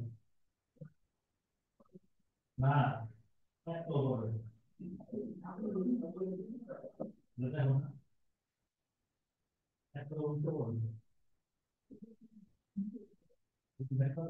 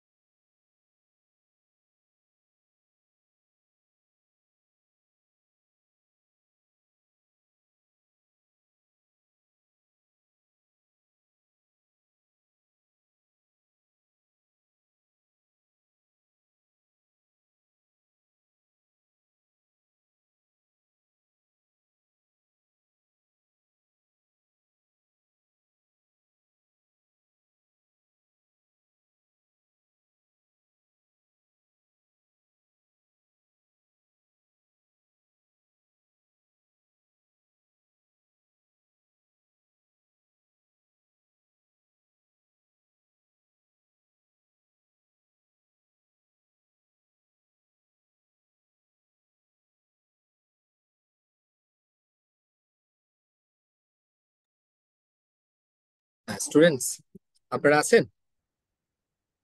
Yes sir. ওকে, আসলে হয়েছে কি, মানে ওয়ার্ক ডে তে বসে আমি ড্রয়িং রুম দখল করে ফেলছি, গেস্ট চলে আসছে, এখন একটা বাসায় ক্রাইসিস লেগে গেছে। ওকে, সো যেটা বলছি যে কমন পুলিং অফ রেভিনিউজে যেটা হয় যে আমার যখন আসলে ফান্ড গুলাকে সব জায়গায় আমি একত্রিত করি, ঠিক আছে, এইটা একটা ফিচার অফ আ বাজেট। এটা আপনি একটা বাজেটের তার লেফট হ্যান্ড সাইডে সবসময় পাবেন, রিসিভ সাইডে পাবেন। কম্প্রিহেন্সিভনেস যে ওয়ার্ডটা, এটা স্পষ্টতই হচ্ছে আপনার প্রতিটা ইনকাম আইটেম এন্ড প্রতিটা এক্সপেন্স আইটেম আপনার ডিটেইলড লিস্টেড রেকর্ডেড হতে হবে। ঠিক আছে, কোনো কিছু বাদ যাওয়া যাবে না। পারফরমেন্স যেটা হচ্ছে যে বাজেট ইজ অলসো পারফরমেন্স টুল। যে বাজেট যদি দেখা যায় আমার ডেফিসিট বেশি হয়, তাহলে বোঝা যাচ্ছে যে আমার এক্সপেন্ডিচার বেশি হচ্ছে, সেখানে আমার কন্ট্রোলস এর অভাব আছে। আর যদি সারপ্লাস হতে থাকে, তার মানে কি হচ্ছে যে আমি রাইট জায়গাতে আমি খরচা করছি না। আর সবসময় সারপ্লাস যে ভালো কিছু তা না, বাজেটে সারপ্লাস থাকা খারাপ জিনিস। ঠিক আছে, স্পেসিফিসিটি মানে হচ্ছে যে দেখে যাতে পড়ে বুঝতে পারে, line by line codification and classification has to be very clear cut. Stability বলতে যেটা আমি বুঝি যে বাজেট এমন জিনিসের সাথে না হয় যে এক বছরে আপনার সারপ্লাস, পরের বছরে ডেফিসিট, বাট ওয়াইল্ডলি যাতে সুইং না করে, একটা ইয়েতে একটা লাইন ওয়াইজ যাতে লিনিয়ার পদ্ধতিতে যাতে সেই জিনিসটা আগায়। অ্যান্ড ট্রান্সপারেন্সি, যেটা সবচেয়ে ইম্পর্টেন্ট পার্ট, আমি বলি যে বাজেট যাতে available for all, and budget যাতে করে দেখে যাতে সবাই বুঝতে পারে, অ্যান্ড বাজেটের যে মুভমেন্ট গুলো যাতে করে খুব ক্লিয়ারলি ডিফাইন্ড থাকে। ঠিক আছে, ইউজুয়ালি এটা একটা বাজেট দেখে কেউ বলতে পারে না, বাট বাজেটের কমেন্ট্রি দেখে মানুষ বুঝতে পারে। আমরা যখন বাজেটের বাজেট দেই, মুভমেন্ট গুলো কিভাবে হবে? বাজেটের মুভমেন্ট হচ্ছে না এক খাত থেকে এক খাত। আমি আপনাকে বলি, এটা ভালো কোশ্চেন যেহেতু বলছেন আমি বলি। অনেক সময় দেখবেন যদি কখনো আমি একটা মিউনিসিপালিটি মানে একটা মিউনিসিপালিটির বাজেট নিয়ে কাজ করার আমার সৌভাগ্য হয়েছিল আজকে থেকে 12 বছর আগে। তো তখন আমি একটা জিনিস দেখতাম যে, যদি বলেই ফেলি, মিউনিসিপাল বাজেটে দেখবেন যে দুইটা টাইপ থাকে। একটা থাকে তার ডেভেলপমেন্ট অ্যাকাউন্ট, একটা থাকে তার কারেন্ট অ্যাকাউন্ট, আর আরেকটা থাকে তার ক্যাপিটাল অ্যাকাউন্ট। এই তিনটা অ্যাকাউন্ট থাকে, আমরা তো ডেপথে এখানে স্টাডি করবো না। ঠিক আছে, সো আমি দেখতাম যে তার প্রচুর পরিমাণে তার ইনকাম হতো, ঠিক আছে, কিন্তু টোটাল বাজেট এসে দেখা যেত কি যে তার আপনার ডেফিসিট হয়ে যেত। তো ঘটনাটা কি? তার পানির বিল, তার সুয়ারেজের বিল, তার বিভিন্ন জিনিস দিয়ে দেখা যেত প্রচুর পরিমাণে আর্নিংস হতো, ঠিক আছে, কিন্তু টোটাল বাজেটে নেগেটিভ। পরে দেখতাম যে তার আর্নিং খাতে সে যেভাবে আপনার ওই যে আপনার আর্নিং করছে, সে দেখা যেত ঠিকই আপনার ওই যে এক্সপেন্স গুলা এগুলাকে ট্রান্সফার করে দিত। সে কস্ট চার্জ করে ট্রান্সফার করে দিয়ে ডেভেলপমেন্ট বাজেটে দিত, যেটাকে উন্নয়ন বাজেট বলি। উন্নয়ন বাজেটের কাজ হচ্ছে আপনার রাস্তাঘাট, কালভার্ট বানানো, ওসব জিনিস, এগুলো ক্যাপিটাল এক্সপেন্ডিচার নিয়ে কাজ করে। কারেন্ট বাজেট যেটা, সেটা হচ্ছে সবসময় আপনার ওই রানিং বাজেট, যে পানির থেকে বিল আসলো কত, ঠিক আছে, স্টাফদেরকে কত টাকার, সিটি কর্পোরেশন স্টাফদের কত টাকা দিল। মানে ঘুরে ফিরে আমার তিনটা যে অ্যাকাউন্ট বা সিস্টেমের বাজেট, ওই তিনটার মধ্যে আমি ডিভাইড করে দিচ্ছি, আহ, হুম, তাই তো? আপনি যখন ট্রান্সফার করতেছেন, এই হুম ট্রান্সফার হুম। গুলা স্বচ্ছ হতে হবে, শুড বি আচ্ছা। Clearly defined, and that is usually done through commentary. এটা আপনারা কখনো দেখে বোঝা যায় না, আপনি দেখবেন একটা লামসাম ব্যালেন্স চলে গেছে, বাট এটা আপনাকে বাজেটের সাথে কোটস বা ইয়ে দিয়ে ইউ মাস্ট মেনশন। যাক, এই হচ্ছে বেসিক প্রিন্সিপালস। আমরা আসল কথায় আসি, পরীক্ষার কাছে আছি যেহেতু, যে এই 10টা ফিচার যখন বেসিক প্রিন্সিপালস জানবেন মাথায় রাখবেন। ঠিক আছে? এই, are moving on, budgeting approach, দুই ধরনের বাজেটিং অ্যাপ্রোচ আছে। ঠিক আছে? একটা হচ্ছে ইনপুট বা মিনস ওরিয়েন্টেড, একটা হচ্ছে রেজাল্ট ওরিয়েন্টেড। ওকে, এখন আমরা আমাদের বাংলাদেশে কোনটা অ্যাপ্লাই করি সেটা আমি একটু পরে বলবো, সবার আগে দুটো অ্যাপ্রোচ বলি। ইনপুট বা মিনস ওরিয়েন্টেড হচ্ছে যে আগে হচ্ছে আপনার রিসোর্স, কত টাকা রিসোর্স আমি কালেক্ট করেছি, তারপর আমি যাই হচ্ছে কত টাকা আমি খরচা করব। ঠিক আছে? আর রেজাল্ট ওরিয়েন্টেড বাজেট কি, সেটা হচ্ছে আগে হচ্ছে আমার টার্গেট, যে আমি আগে কি অ্যাচিভ করব, তারপর সেটা করতে গেলে আমার কত টাকা আমার আয় লাগবে। সো স্বভাবতই দুটো ডিফারেন্ট অ্যাপ্রোচ দেখতে পাচ্ছেন। যখন আমি ইনপুট মিনস বাজেটিং করি তখন আগে সেটা আমাকে ইউজুয়ালি ডিকটেট করে হচ্ছে আমার ট্যাক্স পেয়ারের যে ফান্ড, মানে আমার ইনপুট। ঠিক আছে? আর আউটপুট হচ্ছে যা পাবো তার উপর বেসিস করে আমি আমার আউটপুটকে আমি ডিফাইন করবো। এটা হচ্ছে আমরা আমাদের মানুষের মতো, যে কত টাকা আয় সেই অনুযায়ী কত টাকা আমরা ব্যয় করি। কিন্তু রাষ্ট্রের ব্যাপারটা তো একটু ভিন্ন, তাই না? রাষ্ট্রের কথা হচ্ছে গিয়ে টার্গেট, তার গোলস থাকে। তো তার গোলস যদি হয়ে থাকে যে ঠিক আছে আজকে এবার পদ্মা সেতু বানাবো, মেট্রো রেল বানাবো, সেটা হয়ে যাচ্ছে তার রেজাল্ট ওরিয়েন্টেড অ্যাপ্রোচ। তো সেটা করতে গেলে তাকে কোথা থেকে খাতের থেকে টাকা লাগবে, কিভাবে ফান্ড নিয়ে আসবে, এই জিনিসটা আপনার সে ওখানে ইস্যু করে। ঠিক আছে? So there are two approaches, input means, আর একটা হচ্ছে রেজাল্ট ওরিয়েন্টেড অ্যাপ্রোচ। ঠিক আছে? কনফিউশন? No sir. আচ্ছা, রেজাল্ট ওরিয়েন্টেড, এবার আমাকে বলেন কোনটা বেশি ডিসিপ্লিনড, কোনটা বেশি স্ট্রাকচার? Input sir. হুম, কেন? কারণ আমার যা আছে তা বুঝে আমি চলার চেষ্টা ইয়েস, করছি। Top down approach. জি ঠিক জি। আছে, ম্যানেজমেন্ট বলতেছে তুমি এত পাবা, তুমি এইভাবে ভাবে খরচা করবে।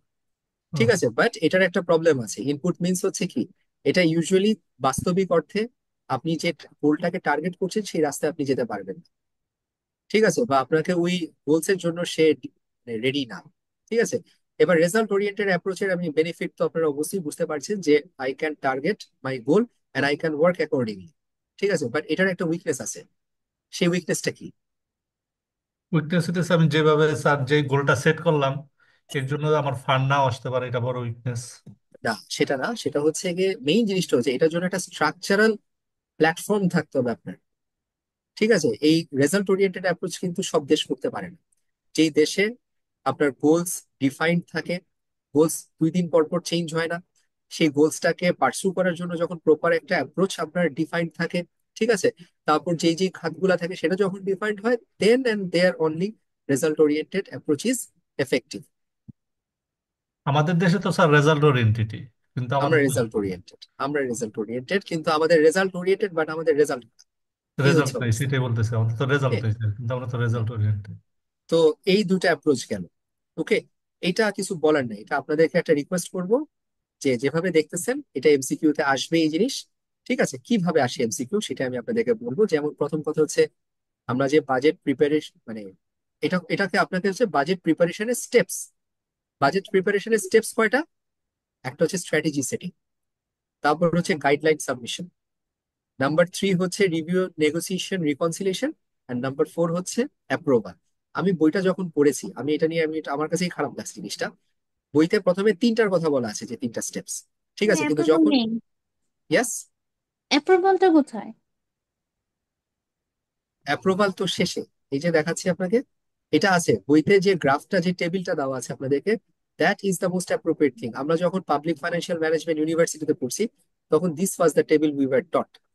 কিন্তু আমাদের বইতে যখন প্রথমে একটা পার্টে লিখে দিয়েছে যে উই হ্যাভ অনলি 3 প্রসেসেস। ঠিক আছে, সো আমি যেটা বলতে চাচ্ছি, these are the 4 processes, and এটা হচ্ছে 4 প্রসেসের পার্ট, ভাগ। স্ট্র্যাটেজি সেটিং, ঠিক আছে, কিভাবে আমি বুঝি, মানে আমার নিজের মনে রাখার গল্পগুলো আমি আপনাকে বলি। মুখস্থর বাইরে তো এখানে কিছু নাই। আমি যখন স্ট্র্যাটেজি সেট করি, বাজেট প্রিপারেশন ফার্স্ট কাজ হচ্ছে আমাকে ফোরকাস্ট প্রিপারেশন করতে হবে। ঠিক আছে? ফোরকাস্ট মানে কি, নেক্সট বছরে আমার কি কি কি আয় বা ব্যয় হবে, কাজটা কে করে? Ministry of finance. ঠিক আছে? তারপর কি, যে তারপর আমাকে ফোরকাস্ট করলে হবে না, ফোরকাস্টের সাথে আমাকে স্ট্র্যাটেজি করতে হবে, যে কোন জায়গায় কোন খাতে কতটুকু খরচা করবো। এন্ড আমাকে সিলিং মানে সেট করতে হবে, সিলিং না সেট করলে আমার খরচা এলোমেলো হয়ে যাবে। ওকে, তারপর ক্যাবিনেট কি করে, এটাকে অ্যাপ্রুভ করে। এই ফিসকাল স্ট্র্যাটেজি সিলিংটাকে, ক্যাবিনেট বলতে যেটা বোঝায় যে মন্ত্রণালয়, ঠিক আছে, আমাকে এটা অ্যাপ্রুভ করে। আর লাস্টেরটা হচ্ছে পার্লামেন্টে গিয়ে লেজিসলেচার অ্যাপ্রোভ ফিসকাল স্ট্র্যাটেজি। তাইলে এই যে যখন আমি স্ট্র্যাটেজি সেটিং বলি, এখানে আসলে কাজ চারটা। আমার মনে রাখার সুবিধার্থে আমি সবসময় মনে রাখি, আমাকে ফোরকাস্ট করতে হয়, ঠিক আছে, আমাকে ফিসকাল স্ট্র্যাটেজি সিলিং সেট করতে হয়, তারপর ক্যাবিনেট মন্ত্রণালয় অ্যাপ্রুভ করে, লাস্টে অ্যাপ্রুভ করে হচ্ছে পার্লামেন্ট লেজিসলেশনের থ্রুতে। শেষ। এটা হচ্ছে আমার স্ট্র্যাটেজি সেটিং এর গল্প। তারপরের গল্প হচ্ছে আমার guideline and submission. Guideline and submission মানে কি? মিনিস্ট্রি অফ ফাইন্যান্স বলবে তুমি এইভাবে বাজেট বানাও, বাজেট সার্কুলার যেটা বলি, যেটা এই মাত্র ইস্যু হলো এই বছরে December 1 ওকে, এই 2025 এর জন্য। সো মিনিস্ট্রি অফ ফাইন্যান্স কি করে? সে সার্কুলার ইস্যু করে। আর সাবমিশনটা কে করে? বিভিন্ন মন্ত্রণালয় যে আছে সে তার বাজেটের রিকোয়েস্ট গুলো সাবমিট করে মিনিস্ট্রি অফ ফাইন্যান্সের কাছে। এটা আদান প্রদানের মতো। ঠিক আছে, এতটুকু পর্যন্ত কোনো কনফিউশন কারো? No sir. ঠিক আছে। আর নাম্বার যে 3 যেটা, যেটা কথা বললাম না হোটেলে, হ্যাঁ নাম্বার 4 হচ্ছে আমার আসলে ওকে। তারপর নাম্বার 4 যেটা আছে, ঠিক আছে, নাম্বার 3 হচ্ছে আমার রিভিউ নেগোসিয়েশন এন্ড রিকনসিলিয়েশন। এখানে আমি কি করি? বাজেট করলে কি সবাই মেনে নেয়? আপনাকে যখন মিনিস্ট্রিরা যখন বাজেট দেবে মিনিস্ট্রি অফ ফাইন্যান্সে, সে কি যা দিবে তা মেনে নিবে? না বা স্যার। সোজা কথা, আমি যখন ফাইন্যান্সের, আমি যদি ধরেন সিএফও হয়ে থাকি আমার কোম্পানিতে, আপনি আমাকে যখন বাজেট দেবেন আপনার ডিপার্টমেন্টের, আপনি মার্কেটিং ডিপার্টমেন্ট, আমি কি কোনোভাবে এটা অ্যাকসেপ্ট করবো? করবো না। আমি নেগোশিয়েট করব, আমি রিকনসিলিয়েশন করব। ঠিক আছে। তারপর রিকনসিলিয়েশন করে নেগোশিয়েট করে যে বাজেটটা হবে, ক্যাবিনেট ওই বাজেটটাকে, আপনার ওই ড্রাফট বাজেটটাকে সে অ্যাপ্রুভ করবে। ঠিক আছে। তারপর ওই বাজেটটাই আপনার কি হবে? লেজিসলেশন, মানে সাবমিট টু লেজিসলেশন। লেজিসলেশন মানে হচ্ছে সোজা কথা হচ্ছে আপনার একটা পার্লামেন্টে যে পাশ হবে, আইনসভা। তারপর পার্লামেন্ট এটা আপনাকে অ্যাপ্রুভ করবে। ঠিক আছে। সো আইনসভায় পাশ হবে স্যার। হ্যাঁ, সো যদি পুরো জিনিসটাকে একটু খেয়াল করে থাকেন, আসল ঘটনা কি হচ্ছে? আমি বাজেটের একটা স্ট্র্যাটেজি করি, সেটা একটা ফোরকাস্ট দিয়ে আমি একটা সিলিং সেট করে রাখি, তারপর মন্ত্রণালয় পাশ করে, তারপর পার্লামেন্ট ওটাকে আমার প্ল্যানটা পাশ করে, তারপর কি করে মিনিস্ট্রি অফ ফাইন্যান্স বাজেটের সার্কুলার দেয় যে তোমরা এইভাবে বাজেট করো, তারপর মিনিস্ট্রি তাদের বাজেট গুলা, মানে ড্রাফট বাজেট গুলা সাবমিট করে, তারপর ওই বাজেট গুলাকে রেকনসিলিয়েশন নেগোসিয়েশন হয়, করার পর ক্যাবিনেট অ্যাপ্রুভ করে, লেজিসলেচারের কাছে সাবমিট করে, মানে পার্লামেন্টে ফেলা হয়, তারপর পার্লামেন্ট এটাকে পাশ করে, যেটা দেখবেন নেক্সট ইয়ারে আপনার জুনের দিকে পাবে। এটা হচ্ছে আমাদের অ্যাপ্রুভাল। সো বাজেটের প্রসেস স্টার্ট হয় কিন্তু December 1 আর শেষ হয় এসে আপনার জুনের দিকে এসে। ওকে, এটা মনে রাখার জন্য ফর এমসিকিউ। এবার হচ্ছে স্টেপস অফ বাজেট প্রিপারেশন। ওই আগের জিনিসটারই আমি একটু আপনাদের আর একটু ব্রেক ডাউন করে নিয়ে আসছি, যে কোন কোন খাতগুলো একটু খেয়াল রাখবেন। স্ট্র্যাটেজি সেটিং যখন বলবো, এখানে হচ্ছে বাজেটের উপর আমাকে লিমিট দেওয়া হয়। ঠিক আছে, যে কত টাকা খরচা করব লিমিট দেওয়া হয়। তারপর সেক্টরাল প্রায়োরিটি থাকে, যে আজকে স্বাস্থ্য খাতকে এবার আমি ইয়ে করবো, বা কেউ বলবে না এবার আমাদের ডিফেন্স সেক্টরকে টাকা দাও, কেউ বলবে না হেলথ কেয়ারে ইয়ে দাও। ঠিক আছে। তারপর ceiling on expenditure for spending ministry, যেই যে মিনিস্ট্রিকে আমি ফান্ড দিচ্ছি তাকে আমি একটা লিমিট করে দিব। আর assumptions and fiscal potential fiscal risk, এই কথাটার মানে কি? যে আমি যে তাকে খরচা করার জন্য বলছি 100 টাকা খরচা করে, কিসের বেসিসে 100 টাকা খরচা করে? আর পটেনশিয়াল ফিসকাল রিস্ক হচ্ছে যে আমাদের দেশে যে দুর্যোগ হয়, সাইক্লোন হয়, এই কারণে, বা আমাদের পলিটিক্যাল রিস্ক যেগুলো আসে, বা ইনফ্লেশন হয়, সেগুলাকে কনসিডার করে কিন্তু আমাকে স্ট্র্যাটেজি সেট করতে হবে। ঠিক আছে। আর গাইডলাইন এন্ড সাবমিশনটা তো দেখছেন, তো দুইটা জিনিস থাকে। একটা কাজ যেটা থাকে যে মিনিস্ট্রি অফ ফাইন্যান্স তার বাজেটের সার্কুলার ইস্যু করে। ঠিক আছে। সো যখন সে সার্কুলার ইস্যু করে, সে বলে দেয় যে দেশের ফিসকাল টার্গেট কত, বাজেটের প্রায়োরিটি কোন কোন খাত। সো যদি বাজেটের প্রায়োরিটি বুঝে যাই আমি, আমি যদি এডুকেশন সেক্টর থাকে, আমি যদি জানি আমার এখানে প্রায়োরিটি নাই, হেলথ কেয়ারে প্রায়োরিটি আছে, তাহলে আমি ইচ্ছা মতো বাজেট করে তো আমার লাভ নাই। সো এটা হচ্ছে technically it's a guideline that is provided by ministry of finance. আমাকে বলে দিবে যে তোমার খাত এত নাম্বার প্রায়োরিটিতে আছে। ওকে। আর মিনিস্ট্রি গুলা বসে বসে বাজেটের গাইডলাইন সিলিং মেলে দেন বাজেটটা সাবমিট করে। রিভিউ এন্ড নেগোসিয়েশনে যেটা আমরা করি, সেটা হচ্ছে আসলে মিনিস্ট্রি অফ ফাইন্যান্স আপনার এই বাজেটগুলা তার কমপ্লায়েন্স পলিসি মেনটেন করে সেটাকে রিভিউ করে দেখে যে সবকিছু অ্যাজ ইজ গাইডলাইন অনুযায়ী আছে কিনা। তারপর সেটাকে রিভিউ করে, রিভাইজ করে সেটাকে মিনিস্ট্রির কাছে পাঠায়। ঠিক আছে। তারপর ফাইনালি যেটা হয়, যেটা আপনাদেরকে বলেছিলাম, যে ক্যাবিনেট বা আমাদের দেশের সংবিধানের অনুযায়ী পার্লামেন্টে যে এটা আপনাকে অ্যাপ্রুভ করা হয়। ঠিক আছে। এই, যদিও এখানে লিখে দিচ্ছে যে budget is approved by cabinet slash president. President হচ্ছে ইউএস এর মতো কান্ট্রিতে হয়, আমাদের দেশে হয় পার্লামেন্ট করে। ক্লিয়ার মোটামুটি বাজেটের ব্যাপারটা? জি স্যার। আচ্ছা, দুটা জিনিস আমি এটা আপনাদেরকে না বললে না, এটা আসলে এক্সামের জন্য না বাট জানার জন্য আপনাদেরকে বলবো, যে একটা বাজেট করতে গেলে কয়েকটা জিনিস আপনাকে খেয়াল রাখতে হবে। নাম্বার ওয়ান, কনস্টিটিউশনাল প্রভিশনস, যে দেশের সংবিধান অনুযায়ী মেনে আপনাকে বাজেট করতে হবে, চাইলে এলোমেলো বাজেট করতে পারবেন না। ঠিক আছে। নাম্বার টু হচ্ছে political context and traditions of a country. Bangladesh কি ধরনের কান্ট্রি বলেন তো? আমরা কি ক্যাপিটালিস্ট, কমিউনিস্ট, নাকি আমরা mixed economy? Mixed economy sir.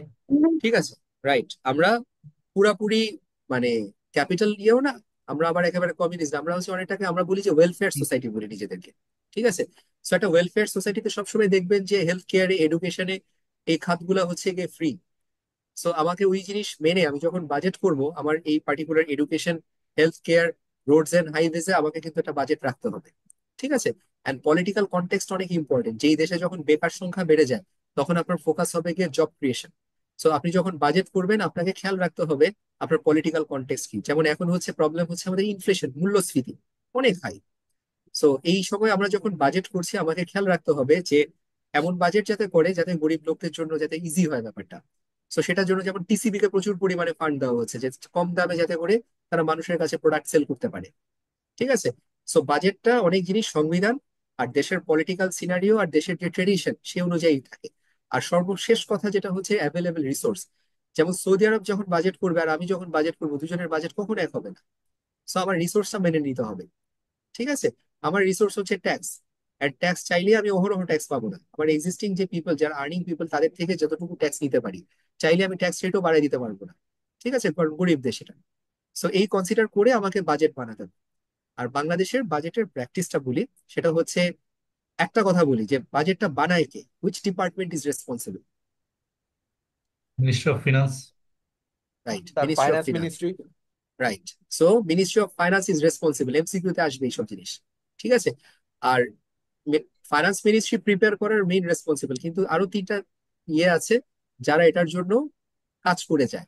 একটা হচ্ছে ফাইন্যান্স ডিভিশন, একটা হচ্ছে ইআরডি ডিভিশন যেটাকে আমরা ইকোনমিক রিলেশনস ডিভিশন বলি, আর একটা হচ্ছে আমাদের এনবিআর, আমাদের জন্য যে internal resource division. Internal resource division হচ্ছে বাইরের দেশে এটা ইউজ করে, যারা রাজস্ব মানে রাজস্ব নিয়ে যারা কাজ করে। ঠিক আছে। আমাদের জন্য হচ্ছে NBR. So finance division, NBR আর ইকোনমিক্স রিলেশন ডিভিশন, এরা তিনটা মিলে কি করে, বাজেট প্রিপেয়ার করে। কিন্তু তাদেরকে ওভারসি করে কে, main responsibility ministry of finance. Ministry of finance. আর মিনিস্ট্রি অফ ফাইন্যান্স। এক্সিকিউট করে কে, ডিফারেন্ট ডিফারেন্ট মিনিস্ট্রি আছে, ডিভিশন আছে, এজেন্সি আছে, দে আর রেসপন্সিবল। ঠিক আছে। আচ্ছা। স্যার এই একটা প্রশ্ন, ওই ইয়েস, আমাদের দেশে তাহলে প্ল্যানিং মিনিস্টারের কাজটা কি? Planning ministry. Very important. Planning ministry তো আপনার সোজা কথা হচ্ছে গিয়ে যে এই যে রোডস এন্ড হাইওয়েজ এর কাজ যেগুলো আছে, ঠিক আছে, তারপর যে ধরেন যে ইভেন বিজনেসের যে সেক্টরাল যে ইনভেস্টমেন্ট গুলো থাকে, ইপিজেড গুলা যে দেওয়া হয়, আমি যেটা দেখেছি তারা যতগুলো ইপিজেড বাড়ছে আমাদের দেশে, আগে তো ছিল 4টা, সেখান থেকে বেড়ে এখন 17টা 18টার দিকে চলে যাচ্ছে, আরো বাড়তেছে। এই জিনিসগুলো যে বিজনেস, এরা ইউজুয়ালি বিজনেস কমিউনিটির সাথে সরকারের একটা আপনার মানে হ্যান্ডশেকিং করায় দেয় জিনিসটা। এটা ঠিক আছে। স্যার বিডার কাজ না এটা স্যার? না না, বিটা তো অন্য জিনিস। বিটার কাজ হচ্ছে ডেভেলপমেন্ট। মেইনলি, আমি বলি হ্যাঁ বিটার কাজটা আপনি যেটা বলছেন, বিটাতে মেইনলি ওটা ফরেন ইনভেস্টরদেরকে আসলে অ্যাট্রাক্ট করার কাজে এরা সবচেয়ে বেশি জড়িত থাকে। ও বাংলাদেশের ইনভেস্টমেন্ট সেক্টর ইয়েস, কিন্তু they are more incline towards investment from abroad. মানে এফডিআই যেটা বলে আর কি। ইয়েস, এফডিআই এটা বলেন বা আমাদের ফরেন ইনভেস্টমেন্ট যদি বলি। ওকে। Okay sir. ওকে, সেটা গেল। তারপর হচ্ছে বাজেটের স্টেপস। অলরেডি অনেকগুলো জিনিস এখানে আমি ডিসকাস করেছি, তো আমি জাস্ট শর্ট করে একটু বলি যে বাজেটের ফার্স্ট স্টেপ হচ্ছে এই ডিসেম্বরে আমাদের BC-1 একটা সার্কুলার ইস্যু করা হয়। এই বাজেট সার্কুলারটাই হচ্ছে আপনার মিনিস্ট্রি অফ ফাইন্যান্স ইস্যু করে। কাকে করে? বিভিন্ন মিনিস্ট্রি গুলাকে আপনার ইস্যু করে, এটা ডিসেম্বরে করে। ঠিক আছে। এই তো গেল প্রথম। আর এই বাজেটটাকে ইমপ্লিমেন্ট করার জন্য মিনিস্ট্রি অফ ফাইন্যান্স আরেকটা জিনিস ইস্যু করে, সেটাকে আমরা বলি যে আপনার medium term macro economic framework বা মিডিয়াম টার্ম বাজেটারি ফ্রেমওয়ার্ক। এখানে হচ্ছে আপনাকে ওই যে যে কথাগুলো বলেছি যে কোন খাতে সেক্টরাল মানে আমার কত টাকা খাত বরাদ্দ থাকবে, ঠিক আছে, কতটা সিলিং থাকবে, লিমিট থাকবে, এই জিনিসগুলো এখানে বলে দেওয়া হয়। এটা হচ্ছে সোজা কথা, এটা ইকোনমির ফিউচার ফোরকাস্ট আর কি বলে দেওয়া হয়, যাতে করে যখন যারা বাজেট প্রিপেয়ার করে তারা যাতে এলোমেলো বাজেট না করে। ওকে। তারপর যেটা হয় যে এই কাজটা যখন আমরা আসলে ফাইনালি করি, একটা কোঅর্ডিনেশন চেয়ার হয়, যে ফাইন্যান্স মিনিস্ট্রি, ওই যে যে চারটা পার্টির কথা বললাম, যে মিনিস্ট্রি অফ ফাইন্যান্স, ঠিক আছে, আপনার ফাইন্যান্স ডিভিশন, তারপর ইকোনমিক রিলেশনস ডিভিশন এর ইন্টারনাল রিলেশনস ডিভিশন যেটা হচ্ছে আমাদের এনবিআর, তারা সবাই মিলে একসাথে বসে বাজেটটাকে ফাইনালাইজ করে। ঠিক আছে। এন্ড লাস্টের যে জিনিসটা হয়, যেই কারণে আমি লাস্ট পার্টটা আপনাদেরকে এখানে এনে দিয়েছি।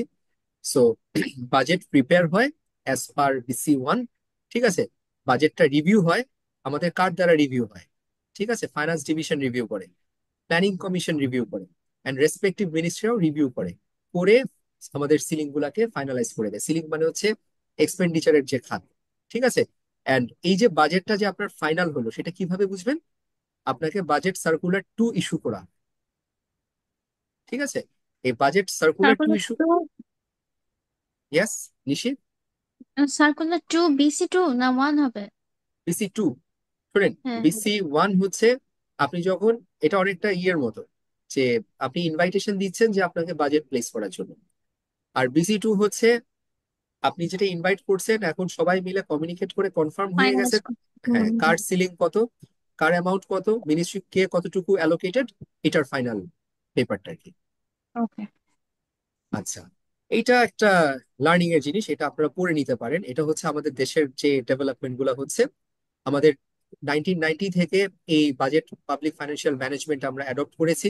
2006 আগ পর্যন্ত বাজেটের 1 বছর থেকে 1 বছরের কোনো আমাদের আগামাথা ছিল না। ঠিক আছে। বাট 2006 থেকে যেটা হয়েছে, আমরা অ্যাডপ্ট করেছি, দিস ইজ ইম্পর্টেন্ট, যে Bangladesh result based budget adopt করেছে। আমি বলেছিলাম না দুইটা অ্যাপ্রোচ আছে, একটা হচ্ছে ইনপুট বেসড, একটা হচ্ছে রেজাল্ট বেসড। তো আমরা 2006 থেকে রেজাল্ট বেসড বাজেট অ্যাপ্লাই করেছি। ঠিক আছে। অ্যান্ড এখানে যেটা আমরা করি, যে মানে আমাদের যেটা বলেছি, যে বাজেট করার সময় আমরা মিডিয়াম টার্ম বাজেটিং ফ্রেমওয়ার্ক করি, করে সেই অনুযায়ী আমরা আমাদের বাজেটটাকে ফাইনাল করি। ওকে। এই জিনিসটা জাস্ট আপনাদেরকে একটু দেখায় রাখার জন্য, জাস্ট ক্রোনোলজিক্যাল অর্ডারটা। কিছু কনসেপ্টস আছে, যদি অঙ্ক দিতে চায় আপনাকে এক্সামে দিতেই পারে। ঠিক আছে। যেমন আপনাকে যদি বলি যে রেভিনিউ কি, বাজেটিং কনসেপ্টসে রেভিনিউ কিভাবে আসে, এটা তো আর সেলস দিয়ে আসে না, তাই না? রেভিনিউ হুম। হচ্ছে ট্যাক্স, আর এটা হচ্ছে আমার নন ট্যাক্স। ঠিক আছে। ট্যাক্স হচ্ছে, যেমন সোজা কথা, যে ইনকাম ট্যাক্স, ইনডাইরেক্ট ট্যাক্স আর ডাইরেক্ট ট্যাক্স যে আছে। আর নন ট্যাক্স হচ্ছে কি? নন ট্যাক্স হচ্ছে বিআরটিসি কে যে আমরা ফি দেই, ঠিক আছে, টেলিফোন লাইনের জন্য যে আমরা টাকা দিই, এই জিনিসগুলো হচ্ছে আমার নন ট্যাক্স রেভিনিউ। এক্সপেন্ডিচার নিয়ে যখন আমি কথা বলবো, দু রকমের এক্সপেন্ডিচার আছে, একটা হচ্ছে রেভিনিউ, একটা হচ্ছে ডেভেলপমেন্ট। রেভিনিউ হচ্ছে কারেন্ট এক্সপেন্ডিচার, যেটা যেমন আপনার সিটি কর্পোরেশনের স্টাফ আছে, স্টাফের বেতন থেকে শুরু করে, ঠিক আছে, ট্রান্সপোর্টেশন কস্ট যা আছে, these are all your revenue expenditures. আর ডেভেলপমেন্ট এক্সপেন্ডিচার হচ্ছে ক্যাপিটাল ইন নেচার। সোজা কথা হচ্ছে আপনি নতুন একটা বিল্ডিং ডেভেলপ করতেছেন, ঠিক আছে, বা আপনার সামনে একটা নতুন একটা রাস্তা ডেভেলপ করতেছেন। সো যখন সিটি কর্পোরেশন এই লং খরচাগুলো টার্ম। করে, long term capital in nature. So hmm. আমার এক্সপেন্ডিচার বললে it should be both revenue and development. এগুলা কিন্তু আইএফআরএস এর কিছু না, এগুলো একেবারে জাস্ট ডেভেলপমেন্টাল কনসেপ্টস এর আশা। আর যদি আমার কখনো এক্সপেন্ডিচার বেশি হয় রিসিট থেকে, সেটাকে আমি বলি ডেফিসিট বলি। অ্যান্ড ডেফিসিট ফাইন্যান্সিং, যেটা ইউজুয়ালি বাজেটে হয়ে থাকে, আমার ডেফিসিট ফাইন্যান্সিং হয়। সো ডেফিসিটের টাকা আসবে কোত্থেকে? BC লোন বড়োইং, থেকে। ধার করে আসতে। ঠিক আছে, হয় ধার নাইলে দান। ধার নাইলে দান, এই বিনিয়োগ। দুই ভাবে আমার এই ডেফিসিট ফান্ডিং হবে। ঠিক আছে। যদি ফরেনাররা আমাকে গ্র্যান্ট দেয় বা এইড দেয়, ঠিক আছে, তখন আমি কিছু ফান্ড পাবো। আর না হলে আমার একটাই রাস্তা, আমাকে লোন করতে হবে। লোন করতে করি বলেন? এটা কি রিসিট? না, এটা রিসিট না। রিসিট হচ্ছে যেটা আপনার, এই যে খেয়াল করেন, রিসিট ইজ দিস, বা রেভিনিউ, যে tax and non tax. Okay. Expenditure তো আমার খরচা। আমার যে ডেফিসিট হলো, এই ডেফিসিটটা আমি কিভাবে মিটিগেট করবো? ইউজুয়ালি যেটা হয়, আমি বড়োইং করে করি। ঠিক আছে। আমি আবার বলছি, ওই। রেভিনিউর ভেতরে বা রিসিটের ভেতরে কিন্তু আপনার বড়োইং থাকবে না। এই বড়োইংটা হচ্ছে আমার রেভিনিউর থেকে যখন এক্সপেন্ডিচার বেশি হচ্ছে, তখন আমি এই শর্টফলটাকে মিটিগেট করতেছি স্পেসিফিক্যালি থ্রু বড়োইং। আর যদি বড়োইং না হয়, তাহলে আমাকে ধার দেনা মানে গ্র্যান্ট পেতে হবে, মানে ফ্রি, যেটা আর কি আমাকে দেবে আর কি। ওকে। আর এই তো গেল। So what is the current approach of budget system in Bangladesh? আমরা অলরেডি জানি বাংলাদেশের অ্যাপ্রোচ কি, ইনপুট বেসড না result based? Result based sir. Result based. Result good. Oriented. আচ্ছা, বাজেট ক্লাসিফিকেশন সিস্টেম অনেক কথা লেখা আছে, বাট আসলে অতটা ইম্পর্টেন্ট কিছু না। আমাকে দেখতে হবে বাজেট যখন করি, বাজেটে দুইটা হেডারই আমার জন্য সবচেয়ে ইম্পর্টেন্ট, একটা হচ্ছে রেভিনিউ, একটা হচ্ছে এক্সপেন্স। আমাকে এমন ভাবে এক্সপেন্ডিচার। বাজেটটা প্রিপেয়ার করতে হবে, বাজেটের রেভিনিউ হেড বা এক্সপেন্ডিচার হেড গুলাকে এমন ভাবে করতে হবে যাতে করে সেটা কি হয়, ব্রডার লেভেলে ডিফাইন করা হয়ে থাকে। ঠিক আছে, ব্রডার লেভেল, যেমন আমি আমার উন্নয়ন বাজেট যেটা আমি দেখেছিলাম, যেটা অনেক আগে দেখেছি, এগুলোর সাথে আমি আসলে একেবারে অ্যাসোসিয়েটেড না। এই বাজেট গুলাতে যেটা হতো যে খাত রেভিনিউ কিভাবে হয়, সবার আগে আসে হচ্ছে পানির বিল, তারপর আসে গ্যাস বিল, তারপর আসে হচ্ছে আপনার সুয়ারেজ রিলেটেড, তারপর আসে আপনার হোল্ডিং ট্যাক্স, তারপর আসে আপনার দোকান ভাড়া বা ইয়ে। তার মানে কি, আপনি প্রতিটা রেভিনিউ আইটেম যদি একটা লাইন আইটেমে দিতেন তাহলে কি হতো, ক্লাসিফিকেশন আচ্ছা। হতো না, আপনাকে ক্যাটাগরি করতে হবে। কিছু কিছু জায়গায় পানির বিলে আমি খুব মজার জিনিস দেখতাম, পানির বিল থাকতো দুই ক্যাটাগরি, একটা ক্যাটাগরি থাকতো বকেয়া, একটা ক্যাটাগরি থাকতো হচ্ছে আপনার যেটা রানিং। ওকে, সো এইভাবে যত পারেন সেগ্রিগেট করতে পারেন, ক্লাসিফাই করতে পারেন, এটার ভ্যালুটা বেশি থাকবে। ওকে, এক্সপেন্ডিচারেও যখন আমরা করি, এক্সপেন্ডিচারটা ইউজুয়ালি যেটা হয় যে ক্ষেত্র বিশেষে হয়। ঠিক আছে, যেমন মানে অ্যাডমিনিস্ট্রেটিভ এক্সপেন্ডিচার হতে পারে যে কোন কোন ডিপার্টমেন্টে আপনি দিচ্ছেন, বা এক্সপেন্ডিচারের নেচার অনুযায়ী লাইন আইটেম হতে পারে। ওকে, এই জিনিসগুলো আমাদের জন্য ইম্পর্টেন্ট। সো আমাদের দেশের জন্য আমি বলি যে আমাদের দেশের বাজেট ক্লাসিফিকেশন সিস্টেমটা কিভাবে হয়। ঠিক আছে, এক, বাজেট ক্লাসিফিকেশন সিস্টেম হয় আমার অ্যাডমিনিস্ট্রেটিভ ইউনিট দিয়ে। অ্যাডমিনিস্ট্রেটিভ ইউনিট বলতে আমরা কি বুঝি, কেউ বলতে পারবেন? আর এখানে কি মিনিস্ট্রি বা ইউনিট, বিভিন্ন হ্যাঁ, ডিপার্টমেন্ট? ডিপার্টমেন্ট দিয়ে হয়। ঠিক আছে, অ্যাডমিনিস্ট্রেটিভ ইউনিট হচ্ছে আমাদের সোজা কথা ministry of trade, ministry of finance, আমাদের স্পোর্টস মিনিস্ট্রি, এগুলো হচ্ছে বাই অ্যাডমিনিস্ট্রেটিভ ইউনিট। আর একটা হচ্ছে ক্লাসিফিকেশন বাই ফাংশন। ঠিক আছে, এইটা কি? স্যার যেমন শিক্ষা খাত, স্বাস্থ্য স্যার খাত। অ্যাডমিনিস্ট্রেটিভের মধ্যে কি কি আসবে বলে? ইয়েস লিজা। স্যার প্রথমটার মধ্যে কি কি আসবে বললেন? আচ্ছা, অ্যাডমিনিস্ট্রেটিভ খাত হচ্ছে সোজা কথা হচ্ছে মিনিস্ট্রি ডিভিশন যেগুলো আছে, যে সরকারি যেগুলা মিনিস্ট্রি গুলো থাকে না, ভাগ করে ইয়ে থাকে, যে আমার ট্রেড মিনিস্ট্রি থাকে, তাই না, আমার জি স্যার। মিনিস্ট্রি অফ ডিফেন্স থাকে, এই সব জিনিসগুলো হচ্ছে আমার অ্যাডমিনিস্ট্রেটিভ ইউনিট। আর ক্লাসিফিকেশন বাই ফাংশন হচ্ছে আমার অ্যাক্টিভিটি দ্বারা।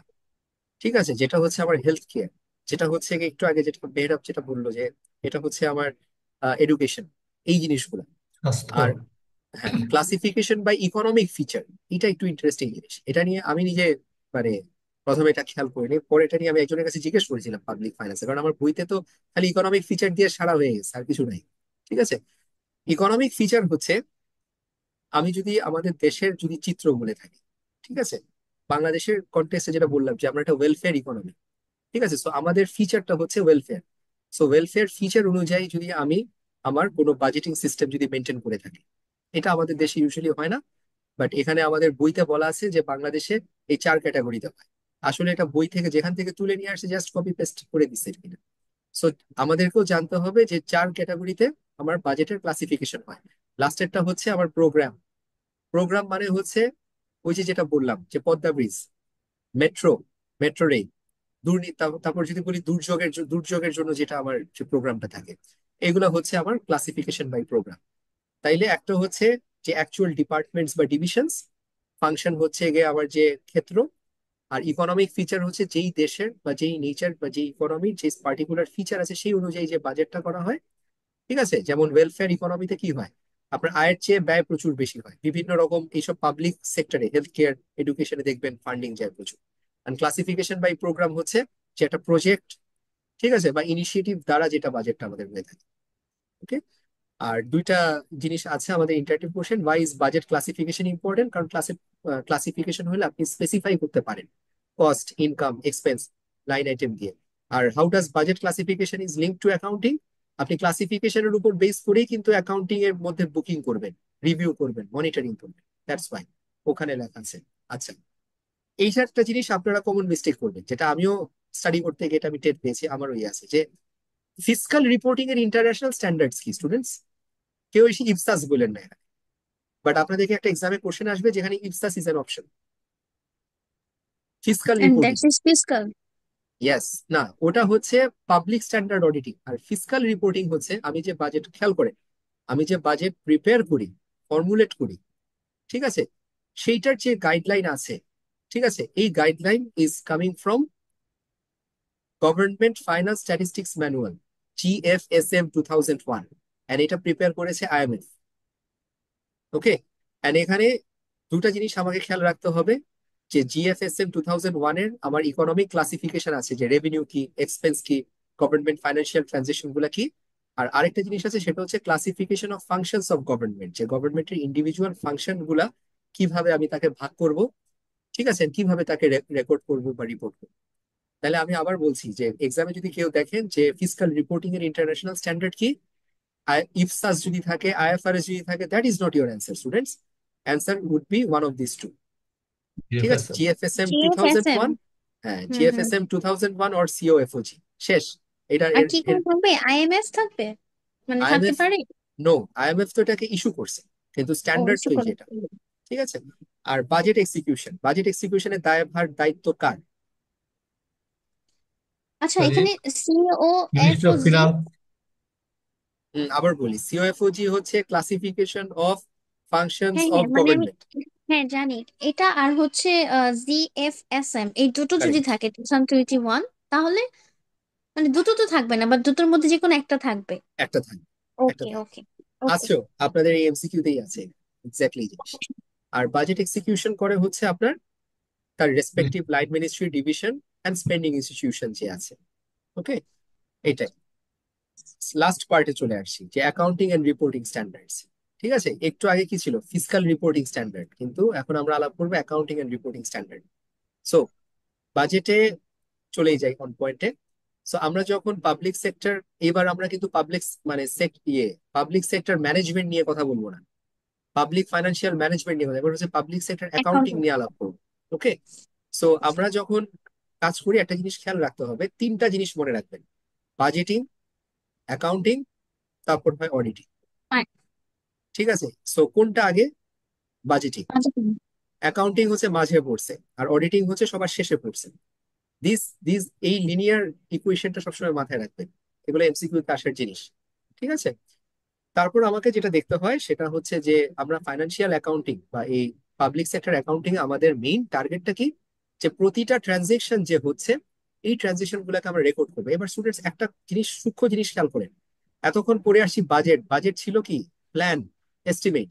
আর এবার হচ্ছে পাবলিক সেক্টর অ্যাকাউন্টিং, এখানে কি করছি আমরা? যে অ্যাকচুয়াল অ্যাকচুয়াল ট্রানজেকশন হচ্ছে সেগুলোকে আমরা রেকর্ড করতেছি। প্রসেস করছি। গুড, ঠিক আছে।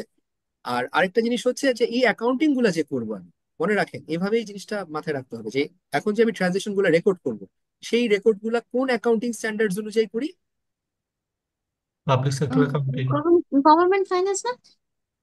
No sir, public finance accounting. Ministry of finance. IPSAS. ঠিক আছে, অ্যাকাউন্টিং স্ট্যান্ডার্ড যেটা আছে ইফসাস অনুযায়ী আমরা করবো। ঠিক আছে, আস্তে ইপসাস। আস্তে আমরা আসতেছি জিনিসটা। সো সব বাজেটিং এর গল্প শেষ, এবার হচ্ছে অ্যাকচুয়াল ট্রানজেকশন আমরা রেকর্ড করবো। এখন অ্যাকচুয়াল ট্রানজেকশন রেকর্ড করতে গেলে আমাকে কি করতে হয়? অ্যাকাউন্টিং স্ট্যান্ডার্ডস ফলো করতে হয়। আর অ্যাকাউন্টিং স্ট্যান্ডার্ডস আগে দেখতে হবে যে কোন দেশের অ্যাকাউন্টিং স্ট্যান্ডার্ডস কি ফলো করছে তারা। ঠিক আছে, সো এক এক দেশ এক এক রকম স্ট্যান্ডার্ড ফলো করতে পারে, এই কথাটা এখানে বলা আছে যে public sector accounting practices varies across the world. এটা এমন না যে আমি একভাবে করছি আরেক দেশ আরেক মানে একইভাবে করছে, ব্যাপারটা তা না। Different country different approach, usually দুইটা অ্যাপ্রোচ আছে, একটা হচ্ছে অ্যাক্রুয়াল বেসিস অফ অ্যাকাউন্টিং, আরেকটা হচ্ছে আমার ক্যাশ বেসিস অফ অ্যাকাউন্টিং। ঠিক আছে, আরেকটা অ্যাপ্রোচ আছে যেটা বইতে আমাদের ওভাবে নাই, বাট ফাইনালি এক জায়গায় মানে এমসিকিউ তে আসে, সেটা হচ্ছে মডিফাইড অ্যাক্রুয়াল অ্যাকাউন্ট। আমি ওটা নিয়ে একটু হয়তো ব্রিফ করবো তাহলে আপনাদের, কিভাবে বুঝবো এটা যেহেতু নেই? বলে দিব জিনিসটা আমি। Okay, so objective of public sector accounting এর, মানে পাবলিক সেক্টর অ্যাকাউন্টিং এর মেইন অবজেক্টিভ একটা জিনিস জানলেই আপনাদের জন্য যথেষ্ট: ensure accountability of spending of public money. মানে আপনি যে পাবলিক মানি স্পেন্ড মানি। করছেন সেটার অ্যাকাউন্টেবিলিটি এনশিওর করছে। এবার আমি আবার পিছনে ফেরত যাচ্ছি, পাবলিক ফাইন্যান্সিয়াল ম্যানেজমেন্টের অবজেক্টিভ কি?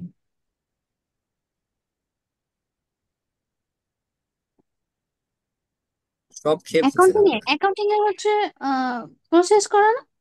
Account, budgeting. না না ওয়েট, পাবলিক ফাইন্যান্সিয়াল ম্যানেজমেন্টের আমার মেইন গোলটা কি? সিকিউর, ঠিক আছে, and efficient use of resources. বা সোজা কথা হচ্ছে আমার এক্সপেন্ডিচার ম্যানেজমেন্টটা হচ্ছে পাবলিক ফাইন্যান্সিয়াল ম্যানেজমেন্টের কাজ। মানে পাবলিক ফাইন্যান্সিয়াল খরচা কমানো বা খরচা প্রপার ভাবে করা। ঠিক আছে, বাট পাবলিক ফাইন্যান্সিয়াল অ্যাকাউন্টিং এর আমার ইয়ে কি? Accountability of spending money, public মানি। ঠিক আছে, এইটাই, এই ডিস্টিংশনটা আপনাদেরকে ধরাই দিতে আমি চাচ্ছি। ওকে, আর পাবলিক ফাইন্যান্সিয়াল স্ট্যান্ডার্ডস যদি বলে থাকি, আমাদের জন্য একটা গ্লোবাল স্ট্যান্ডার্ড বডি আছে, সেটা হচ্ছে আমাদের ইন্টারন্যাশনাল পাবলিক অ্যাকাউন্টিং। হ্যাঁ, এটা পাবলিক যেটা sector accounting standard. Right, and তাদের রিলেটেড যে স্ট্যান্ডার্ডস গুলো হয় ইপসাস তারা ইস্যু করে। ঠিক আছে, ইপসাসে এটা আমি জাস্ট তুলে নিয়ে আসছি এখানে, বাট এটা আসলে আপনাদের জন্য রেলেভেন্ট না, এটা জাস্ট একদম সেগমেন্ট থেকে পড়া। মানে objective of financial reporting by public sector entity কি, মেইন জিনিস হচ্ছে to provide information that is useful to users of general purpose financial reports. কেন করে? আমরা আগে কি ছিল, আইএফআরএস এ কি শিখেছি? To to make economic decisions, তাই না? কিন্তু এইখানে কিন্তু ইকোনমিক ডিসিশন না, এখানে আমরা কি জন্য করি? Accountability purpose and decision making purpose, আর কিছু না। এখানে জাস্ট ডিসিশন মেকিং করবে, নট ইকোনমিক ডিসিশন মেকিং। সূক্ষ্ম ডিফারেন্সটা খেয়াল করছেন? প্রাইভেট অ্যাকাউন্টিং এ যেটা আমরা করি সেখানে হচ্ছে আমাকে ইকোনমিক ডিসিশন হতে হবে, মানে আমাকে প্রফিটেবল হতে হবে, কিন্তু এখানে হচ্ছে জাস্ট আমার ডিসিশন মেকিং এ সে সহায়তা করছে, আর কিছু না।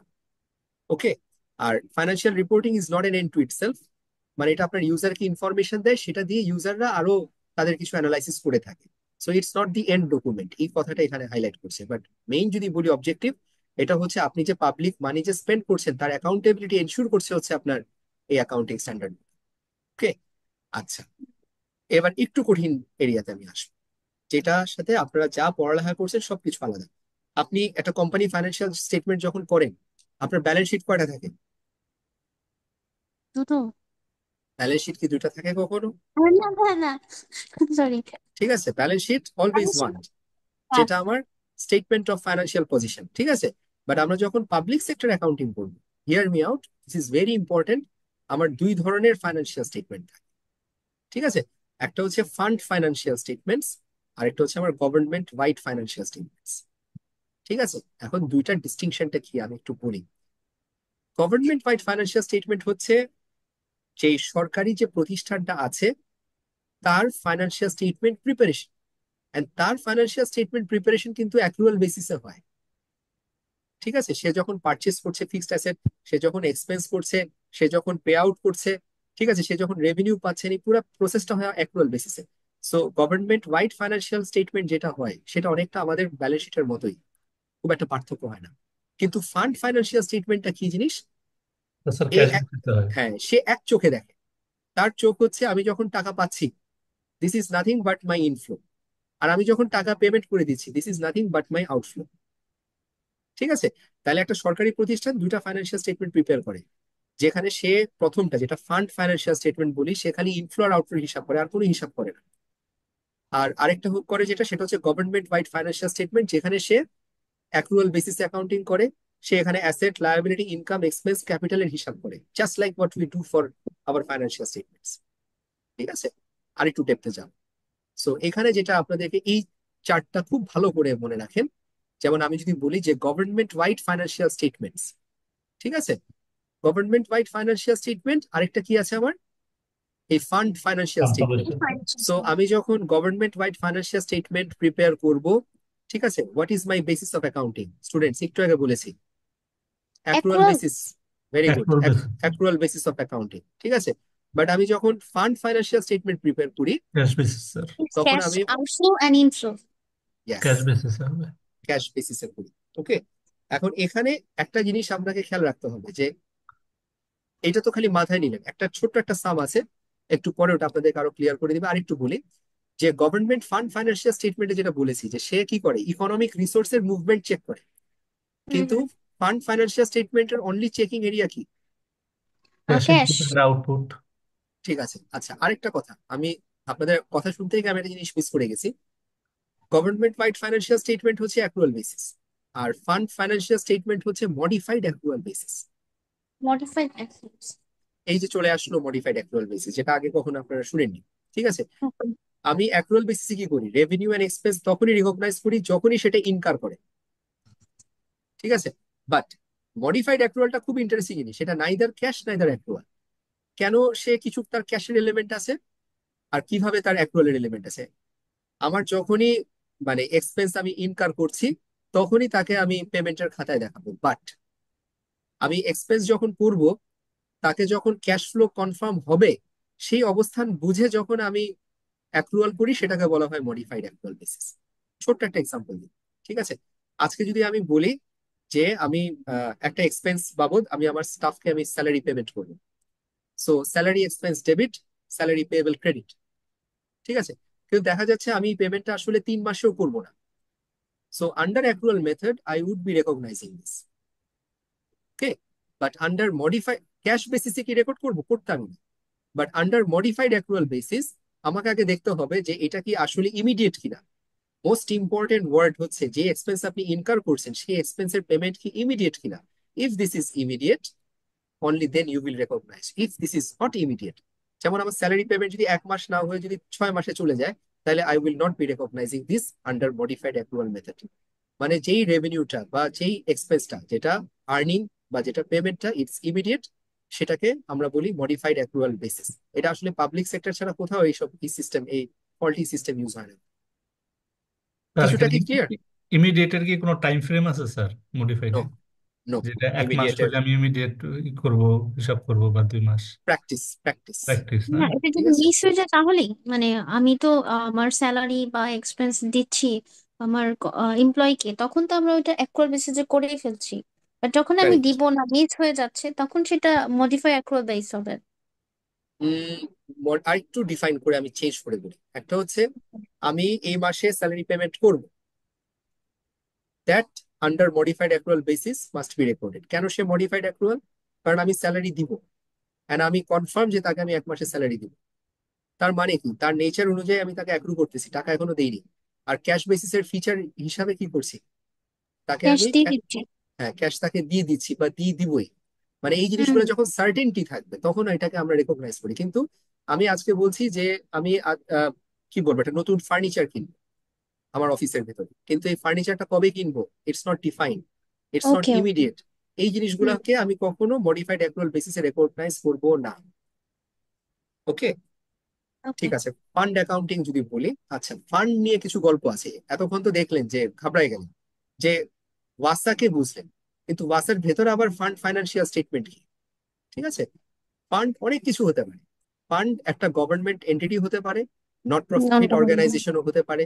ঠিক আছে, এখন ফান্ডের আরেকটা বড় ফ্যাক্টর আছে। ফান্ড কিন্তু আপনি চোখে নাও দেখতে পারেন, ফান্ড কিন্তু একটা কনসেপ্টও হতে পারে, ফান্ড একটা এন্টিটি হতে পারে। ঠিক আছে, সোজা কথা, ফান্ড লেটস জাস্ট সে ওয়াসার ভিতর আপনি একটা প্রজেক্ট করছেন, ওই যে যেটা শান্তি প্রজেক্ট যেটা আপনারা বলছেন আজকে শুরুর দিকে আমাকে বলেছেন। ঠিক আছে, যে ওয়াসার এই পার্টিকুলার প্রজেক্টটা ওয়াসার ভেতরে আছে, সেখানে সে কি করে, তার একটা আলাদা রেভিনিউ স্ট্রিম আছে, তার একটা এক্সপেন্স মেকানিজম আছে, তার ওন অ্যাসেট এন্ড লায়াবিলিটি আছে। সো ওই জিনিসটাকে আমরা ফান্ড বলে থাকি। বা আমি যদি আমাদের কেসও বলি, যে ব্র্যাক ব্যাংকে বিল অ্যান্ড মেলিন্ডা গেটস ফাউন্ডেশনের একটা ফান্ড দিছে, সেই অনুযায়ী আমরা ফান্ড অ্যাকাউন্টিং করি। সো বিল মেলিন্ডা গেটস ফাউন্ডেশন থেকে যে আমাদেরকে যে আপনার 20 কোটি টাকা দিয়েছে, এই ফান্ডটা আমাদের রেভিনিউ এন্ড এই রিলেটেড যেসব পারপাসে আমাদেরকে খরচ করতে বলছে সেগুলো হচ্ছে আমাদের এক্সপেন্ডিচার। কিন্তু এই ফান্ডটা কি, তার কি কোনো চেয়ার টেবিল অফিস কিছু আছে? সে কি না, রেজিস্টার্ড? ঠিক আছে, বাট সে না। একটা কনসেপ্ট, তার অ্যাসেট আছে, তার লায়াবিলিটি আছে, তার রেভিনিউ আছে, তার এক্সপেন্স আছে। দ্যাটস ওয়াই যেটা বলতেছি যে ফান্ড নট নেসেসারিলি তার একটা ফিজিক্যাল এস্টাবলিশমেন্ট থাকতে হবে। ফান্ড ক্যান বি এনি, কি বলবো, এনি প্রজেক্ট, ঠিক আছে, অর এনি প্র্যাকটিস, অর যেটাকে আপনি সেপারেটলি বাউন্ডারি দিতে পারেন, সেটাও আপনার ফান্ড হতে পারে। ওকে, এন্ড তার একটা আসলে স্পেসিফিক অবজেক্টিভ থাকে, সে সব পারপাসে যাবে না, মিশবে না। যেটা বিল মেলিন্ডা গেটসে যে পারপাসে ফান্ড দিয়েছে সে কিন্তু অন্য পারপাসে যাবে না। ঠিক আছে, এই জিনিসটা আপনাদেরকে বোঝানোর জন্য যে ফান্ড অনেক কিছু হতে পারে ফান্ড ফান্ডের। স্পেসিফিক একটা কিছুতে মানে ইউজ হবে এই ফান্ড গুলো, রাইট, সবকিছুতে ইনভলভ হবে না। হ্যাঁ। এখন স্যার দেখেন যে যেমন হচ্ছে এয়ারফোর্স, এয়ারফোর্সের যেমন এয়ারফোর্স ওয়েলফেয়ার ট্রাস্ট, আর্মিতে আর্মি ওয়েলফেয়ার ট্রাস্ট, এগুলোকে কি ফান্ড হিসেবে ধরতে পারি আমরা? Absolutely, absolutely correct. ঠিক আছে, this are the best examples. মানে একটু পরে যে এখানে দেখবে জিনিসগুলো। ঠিক আছে, যেমন ফান্ড মানে সোজা কথা হচ্ছে তহবিল, তো আমরা বুঝি, জি স্যার, তাই না? বাংলা হবে। জি হ্যাঁ, স্যার। তহবিল বললে ভালো হতো। আমি মানে এটা ফার্স্ট ক্লাস, আপনারা আমার ফার্স্ট ব্যাচ পড়াচ্ছেন, হয়তো পরে আরো একটু বেটার করে নিয়ে আসতে পারতাম এই জিনিস। যাক, ফান্ড ক্যাটাগরিজে 3 ধরনের আছে: গভর্নমেন্ট, প্রোপ্রাইটারি, ফিডুশিয়ারি। ঠিক আছে, আগে একটা একটা করে দেখি, পরে বুঝবো যে কোনটা কি জিনিস। গভর্নমেন্ট ফান্ড, সরকারি ফান্ড। ইয়েস, কোনো কোশ্চেন?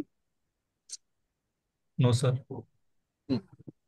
সো গভর্নমেন্ট ফান্ডের প্রথমটা হচ্ছে জেনারেল ফান্ড। এই জেনারেল ফান্ডটা হচ্ছে একেবারে সেন্ট্রাল গভর্নমেন্ট ফান্ড যেটা। ঠিক আছে, সেন্ট্রাল গভর্নমেন্ট ফান্ড হচ্ছে আপনার এটা পার্লামেন্ট দিয়ে যেটা ফান্ড এস্টাবলিশ করে যেটা রান করা হয়। পদ্মা ব্রিজের যে ফান্ড ছিল যেটা আমাদের দেশে, ঠিক আছে, দুর্যোগ ফান্ড যেটা আছে এগুলো হচ্ছে আমাদের general fund. Special revenue fund, এটা ইন্টারেস্টিং কেস, এগুলো সব আমাদের দেশে ওইভাবে হয় না। ঠিক আছে, স্পেশাল রেভিনিউ ফান্ড যেটা হয় যে অনেক কান্ট্রিতে দেখবেন যে ওরা একটা প্রজেক্ট রান করে, ঠিক আছে, বা প্রজেক্টও বললে আসলে প্রপার হবে না, যে কিছু কিছু ক্ষেত্রে, যেমন আমি বলি আপনাকে যে কিছু কিছু রেভিনিউ আসে, এই রেভিনিউ গুলাকে আমি একটা ফান্ড দিয়ে ম্যানেজ করি। আচ্ছা, আরো স্পেসিফিক করে বলি জিনিসটা, এটা ইউকের এক্সাম্পল দিয়ে। ইউকে তে যেটা করে, ওরা যখন ব্যাংকিং সার্ভিস নেয়, ওই ব্যাংকিং সার্ভিসের যে আপনার যে চার্জটা নেয়, ব্যাংক তার আপনার 10 পেন্স করে একটা ফান্ডে জমা করে, ঠিক আছে। এন্ড এই ফান্ড দিয়ে তারা যেটা করে, তাদের ভেটেরান বা যারা ধরেন কি যে কি বলবো, যাদের ওয়ার যারা ইয়ে করছে আর কি, সেকেন্ড ওয়ার্ল্ড ওয়ার বা ওই সব ট্যাক্স, সময়কার মানে যারা আছে। আমরা যে ট্যাক্স দিচ্ছি, ট্যাক্স থেকে যে মানিটা পাচ্ছে, ওটা ওটা নট তো ট্যাক্স, ফান্ড হিসেবে ইউজ। নট ট্যাক্স আমি বলি, এখানে এই ফান্ড গুলা নিয়ে যে কথা বলবো, এখানে ট্যাক্সের কিন্তু ডিস্টিং ইয়ে করবেন না। ট্যাক্স ফান্ড, ট্যাক্স তো অন্য জিনিস, ট্যাক্স হচ্ছে আমার বাজেট, বাজেটের যে খাত, ওটা হচ্ছে আমার রেভিনিউ সোর্স। কিন্তু ফান্ড যখন বলছি, ফান্ড হচ্ছে ওই যে বললাম না, যে কোনো এন্টিটি, যে কোনো প্রতিষ্ঠান বা যে কোনো তহবিল, একটা তহবিল কিভাবে কাজ করে, এই যে আর্মি ওয়েলফেয়ার ট্রাস্ট ফান্ড যেটা বলি, বা রাওয়া যদি আমরা বলে থাকি, ঠিক আছে, এগুলোর কাজ কি? এর একটা তহবিল, এই তহবিলে টাকা আসে, তাদের একটা ডাইরেক্টেড টার্গেট আছে যে অনুযায়ী তারা এটা খরচা করে। তারা সবার জন্য এই টাকাটা খরচা করে না, তার ম্যান্ডেট প্রমিস বা লাগে। চার্টারে যারা আছে তাদের জন্য। সো জেনারেল ফান্ড হচ্ছে সরকারি ফান্ড যেটা আসে। স্পেশাল রেভিনিউ ফান্ড কি? আপনি একটা সার্টেন খাত থেকে টাকা নিয়ে জমা করে এনে একটা স্পেশাল পারপাসে আপনি যখন এটাকে খরচা করছেন, এটা কিন্তু গভর্নমেন্ট থেকে কিন্তু আসে না, ওভাবে আসে না, এটা গভর্নমেন্ট ম্যান্ডেট থেকে আসে। ইয়েস, ওই যে যেটা বললাম যে ব্যাংকের আপনার কাস্টমারদের যে রেভিনিউ হয়, ওখান থেকে 10 পেন্স করে টাকাটা এনে একটা ফান্ডে জমা করে, পরে ওটা আপনার যে ওদের যে ভেটারানরা আছে, যারা ধরে যুদ্ধ করছে, যারা এখন অসুস্থ বা বয়স হয়ে গেছে, তাদের ট্রিটমেন্ট পারপাসে কাজে লাগে, ঠিক আছে, এই জিনিসগুলো। নাম্বার 3 হচ্ছে ডেট সার্ভিস ফান্ড। এটা আসলে অতটা আসে না, বাট আমি আপনাদেরকে জানাই দিচ্ছি যে ফান্ড কত প্রকার ও কি কি। Debt service fund, this is extremely important. IMF যে বাংলাদেশকে লোন দিয়েছে $4.7 বিলিয়ন, ঠিক আছে, এটা তো আমাকে তাকে প্রতি মাসে মাসে একটা পেমেন্ট করতে হবে, রাইট? জি স্যার। সো এই যে তাকে যে আইএমএফ কে যে টাকাটা আমি দিব, এই টাকাটা দেওয়ার জন্য একটা আলাদা ফান্ড ক্রিয়েট করা হয়। তার মানে কি, গভর্নমেন্ট যে স্যার রাজস্ব আছে, রাজস্বের একটা খাত তুলে এনে এই ফান্ডে দেয়, এটা তার জন্য ইনকাম। তারপরে ওই ইনকাম থেকে সে আইএমএফ কে যখন টাকাটা দেয়, এন্ড আইএমএফ কে যে টাকাটা দিচ্ছে, সেটা সে কি করতেছে, সে ডেট রিপেমেন্ট করতেছে। সো মূল কথা হচ্ছে যে তহবিলটা গঠন করা হবে, যার মেইন পারপাস হচ্ছে কি করা, আর একটা ঋণ পরিশোধ ডেট করা। সেটেল করা, ঋণ পরিশোধ করা, ঠিক আছে, এটাকে আমরা বলি debt service fund. Capital project fund, এটা হইতেছে আপনাদের পদ্মা ব্রিজ, জি ঠিক আছে, স্যার। বা আরো যদি আরো সহজ করে বলি, পদ্মা ব্রিজ বললে মানে এটা it's not a good example. আরো বেটার এক্সাম্পল হচ্ছে এই যে আমাদের ইয়ে যেটা কর্ণফুলী প্রজেক্ট, যেটা যদি বলে থাকি, আরো স্পেসিফিক ক্যাপিটাল যদি বলে থাকি, 7 বছরের জন্য রূপগঞ্জ তার, কেন্দ্র। মানে কর্ণফুলী ব্রিজের যতটুকু খরচা হয়েছে, সেটা এখন আমার কর্ণফুলী ব্রিজে যখন মানুষজন আসছে যাচ্ছে, যে ফান্ড আসতেছে, ওই রেভিনিউ দিয়ে ওই খরচাকে আমি মিটিগেট করতেছি। তার মানে আসলে কি করতে চাচ্ছি, যে একটা ক্যাপিটাল, একটা প্রজেক্ট যে করেছি, ওই প্রজেক্টের ফান্ড দিয়ে প্রজেক্টের ক্যাপেক্স কে আমি মিটিগেট করছি, ঠিক আছে। আর শেষ হচ্ছে পার্মানেন্ট ফান্ড, এটাকে আমরা এন্ডাওমেন্ট বলি, ওয়াকফও বলে থাকি, ঠিক আছে, যে অনেক সময় অনেক মানুষ যখন মারা যায়, তো তারা অনেক টাকা আর কি দান করে দিয়ে যায়, ঠিক আছে, একবারে দিয়ে দেয়, ঠিক আছে, গরিবদের জন্য দিয়ে দেয়। বা অনেকে আছে, অনেক বড় লোক আছে যে যারা করে কি ইউনিভার্সিটিতে ফান্ড দিয়ে দেয়। যেমন আপনি বড় বড় যত ওয়ার্ল্ডের ইউনিভার্সিটি দেখেন, এদের সব যে এই যে হার্ভার্ড বলেন, এগুলা কিন্তু একটা ব্যক্তির নাম কিন্তু, জি স্যার। এগুলা কিন্তু যে ফান্ডটা দিচ্ছে তার নামে হচ্ছে। সো ফান্ড বেজে। হার্ভার্ড, ইয়েস, সো যেমন স্যার হার্ভার্ড কিন্তু, ইয়েস, আঞ্জুমান মফিদুল ইসলাম। ইয়েস, বেটার এক্সাম্পল, আপনারা আমার থেকে ভালো লোকাল এক্সাম্পলে ইয়ে আছে। সো এই কেস গুলো হচ্ছে যে আমি একবারে দিয়ে দিচ্ছি, এন্ড ওই ফান্ড তাকে একটা গাইড, তাকে ডাইরেক্ট করে দিয়েছে, এটা অ্যারাবিকে ওয়াকফও বলে, যে জি। এই পারপাসেই যাবে, ঠিক আছে, ওই পার্টিকুলার ইয়েতে যাবে, বাট পার্মানেন্ট ফান্ড দিয়ে দেওয়া হয়েছে। প্রোপ্রাইটারি, ঠিক আছে, প্রোপ্রাইটারিটা যদি আমি বলে থাকি, এটা ইন্টারনাল সার্ভিস ফান্ড আছে, এটা হচ্ছে জাস্ট, এটা হচ্ছে এন্টিটি স্পেসিফিক প্রোপ্রাইটারি, ঠিক আছে, কোম্পানি টু কোম্পানি, ঠিক আছে, আমার organisation to organisation. Enterprise fund হচ্ছে ওয়াসা যদি তার নিজস্ব একটা ফান্ড করে, ঠিক আছে, এই ফান্ড আপনার প্রাইভেটও হতে পারে, আমাদের অর্গানাইজেশনও করতে পারে। ব্র্যাক ব্যাংকের আমাদের একটা আছে দৌড় নামে একটা তহবিল আছে, এটা হচ্ছে আমাদের স্যালারির একটা 100 টাকা করে কেটে নিয়ে আসে, মানে কেটে কি নিয়ে এসে, নিজস্ব, মানে ও নিজস্ব। নিজস্ব কোম্পানি, সে আর নিজের একটা ফান্ডে আর কি ইনভেস্ট করছে এরকম। কারেক্ট। ঠিক আছে। আর ইন্টারনাল সার্ভিস ফান্ডটা বলি, এটা একটু ডিফারেন্ট। ইন্টারনাল সার্ভিস ফান্ড হচ্ছে যে সরকারি প্রতিষ্ঠানের ভেতর আপনার কিছু কিছু যে এক এন্টিটি আরেক এন্টিটিকে যখন আপনার সার্ভিস প্রোভাইড করে, সে তাকে চার্জ করে, মানে ফিজ চার্জ করে বা এক্সপেন্স চার্জ করে। সোজা কথা হচ্ছে সাপোর্ট যে মানে ইয়েটা আছে, যে সাপোর্ট যে ইউনিটটা আছে, সে দেখা যাচ্ছে যে তার খরচ চালাতে হবে। সো মিনিস্ট্রি অফ ফাইন্যান্সের ভেতরে বা মিনিস্ট্রি অফ ফাইন্যান্স আর মিনিস্ট্রি অফ ট্রেডের মাঝে কিছু এরকম সাপোর্ট ফাংশন থাকে। তো তারা যখন মিনিস্ট্রি অফ ফাইন্যান্সকে যখন সার্ভিস দেয়, সে তখন তার কাছ থেকে কিছু চার্জ অ্যালোকেট করে নিয়ে আসে। ঠিক আছে। সো এইভাবে সে ওভাবে চলে আর কি জিনিসটা। এটা হচ্ছে আমার ইন্টারনাল সার্ভিস ফান্ড, যে তার ডে টু ডে মেনটেন করার জন্য যে সে ফান্ডটা মেনটেন করে। ওকে। স্যার আমরা সো আনসার বলতে পারি স্যার, আনসার বাহিনী? আনসারটা মনে হয় না, আনসারটা ডিফারেন্ট। আনসার তো স্যার সরকারি একটা বাহিনী, কিন্তু তাদের যখন যে প্রতিষ্ঠানই নেয় তাকে একটা টাকা প্রোভাইড করতে হয়। হ্যাঁ, বাজেট এটা এগুলো। এটা এটা ইয়েতে পড়বে, এটা অন্য, এটা প্রাইভেট পারপাস ট্রাস্ট ফান্ডে পড়বে। এটা অন্য জিনিসে ফোরে পড়ে যাবে, ফিডুশিয়ারি। ঠিক আছে। নাম্বার ফোরে যদি যাই, একটা হচ্ছে এজেন্সি ফান্ড। এজেন্সি ফান্ড হচ্ছে আমি এখানে ভায়া হিসাবে কাজ করি। ঠিক আছে। এজেন্সি ফান্ড সোজা কথা হচ্ছে যে অনেক সরকারি ইয়ে থাকে না, আপনার ওই যে ব্যাংক গুলা থাকে, যে বা ব্যাংকও না, মানে কিছু তহবিল থাকে, যে তার কাছে খালি টাকাটা সে ক্যারি করে, জমা করে, তারপর আপনার ওগুলা আরেক পার্টিকে দিয়ে দেয়। তার কাজ হচ্ছে এজেন্ট বলতে মানে কি, আমি ফান্ড নিব আর ফান্ড দেব। একজনের কাছে দিব, হ্যাঁ। হ্যাঁ, সে কখনো এটাকে নিয়ে ফান্ড রান করে না। ঠিক আছে। এটা হচ্ছে ফিডুশিয়ারি, এটা একটা ডিউটি। আর ট্রাস্ট ফান্ড আছে। এই ট্রাস্ট ফান্ডের মধ্যে আপনাদের কিছু জিনিস পাবেন। একটা হচ্ছে investment trust fund. Investment trust fund হচ্ছে যে এন্টিটিতে সবাই মিলে টাকা ঢালে, তারপর ওই এন্টিটি ওখানে ওটাকে মার্কেটে ইনভেস্ট করে, অনেকটা মিউচুয়াল ফান্ডের মতো। পেনশন ট্রাস্ট ফান্ড, এটা হচ্ছে যে স্টাফদেরকে, যে আপনার যে যখন রিটায়ারমেন্টে যায়, যে ফান্ড থেকে তারা বেনিফিট পায়, তারা হুম। যখন সার্ভিসে থাকে সে টাকা জমা দেয়, ফাইনালি এসে সে একটা বেনিফিট পায়। লাস্ট হচ্ছে private provision purpose. Fund. Hmm. Provision fund. Provision তো ডিফারেন্ট জিনিস। এটা পেনশন ফান্ড। পেনশন ফান্ড হচ্ছে আমার স্যালারি থেকে সার্টেন ফান্ড কেটে রাখা হয়, সেটা জমা হয়, পরে যখন আমি রিটায়ারমেন্টে যাব আমাকে একটা একসাথে সার্টেন ওটা। হ্যাঁ। একসাথে দিলে ওটা হচ্ছে গ্র্যাচুইটি। আর পেনশন হচ্ছে আমাকে প্রতি মাসে অল্প অল্প করে দেয় যেটা। লাস্ট ঠিক আছে। গভর্নমেন্ট যেটা করছিল স্যার, তবে এটা নিয়ে Yes. জনক প্রতিবাদ হইলো। কোনটা? আচ্ছা। লাস্ট গভর্নমেন্ট তো পেনশনের ফান্ডের একটা ব্যবস্থা করছিল, যেটা নিয়ে হ্যাঁ, ওই যে ইউনিভার্সাল পেনশন ফান্ড, ওটা আহ, ওটা থাকলে আপনাদের মানে ব্যাংকটা তো শেষই হয়ে গেছিল। ঠিক আছে। আর ওটা যদি হতো, আপনারা সবাই মিলে টাকা দিতেন, পরে বুড়া হলে 60,000 টাকা করে আপনাকে মাসে দেওয়ার কথা ছিল, কিছুই পাইতেন না। দিছে। ঠিক আছে। যা দিতেন সেটা যেত লাস্টেরটা। প্রাইভেট পারপাস ট্রাস্ট ফান্ড হচ্ছে যে প্রাইভেট এন্টিটির সাথে গভর্নমেন্ট এন্টিটি কিছু জয়েন্ট কোলাবোরেশন করে কিছু ফান্ড করে আর কি। এগুলো হচ্ছে আইসিটি টেকনোলজির কিছু ফান্ড আছে। ঠিক আছে। বা এডুকেশন কিছু থিঙ্ক ট্যাঙ্ক ফান্ড আছে। ঠিক আছে? দিছে। আচ্ছা, এইবার যেটা দিয়ে আমি শেষ করবো সেটা হচ্ছে ডুয়াল ট্র্যাক অ্যাপ্রোচ। প্রথম কথা ভুলে যান না যেটা। Yes mister Atik. স্যার আমরা অনেক সময় লক্ষ্য করি যে হচ্ছে স্যার বৈদেশিক সহায়তা আসে অনেক সময় স্যার জনকল্যাণমূলক কাজের ক্ষেত্রে বা সামাজিক কাজের ক্ষেত্রে, অথবা হচ্ছে যে যেমন স্যার আমরা দেখেছি কয়েক বছর আগে স্যার রোহিঙ্গা সংকট সমাধানের জন্য স্যার অনেক ফান্ড আসছিল, বা স্যার দুর্যোগ মোকাবিলার ক্ষেত্রে, বা ইয়েস। স্যার রানিং আমরা দেখলাম যে স্যার অন্তর্বর্তী সরকার গঠন হওয়ার পরে স্যার অনেক দেশ থেকে কিছু ফান্ড আসছে। রাইট। স্যার এইগুলো স্যার কোন ফান্ডের মধ্যে পড়বে? সবগুলো কি পার্মানেন্ট যাবে স্যার? দেখে বলেন কোনটার মধ্যে পড়ে। স্যার আমি পারতেছি না।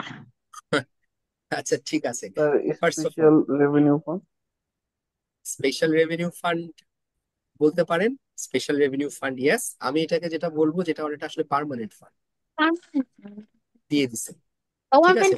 হ্যাঁ, গভর্নমেন্টের ফান্ডে পড়ে এটা।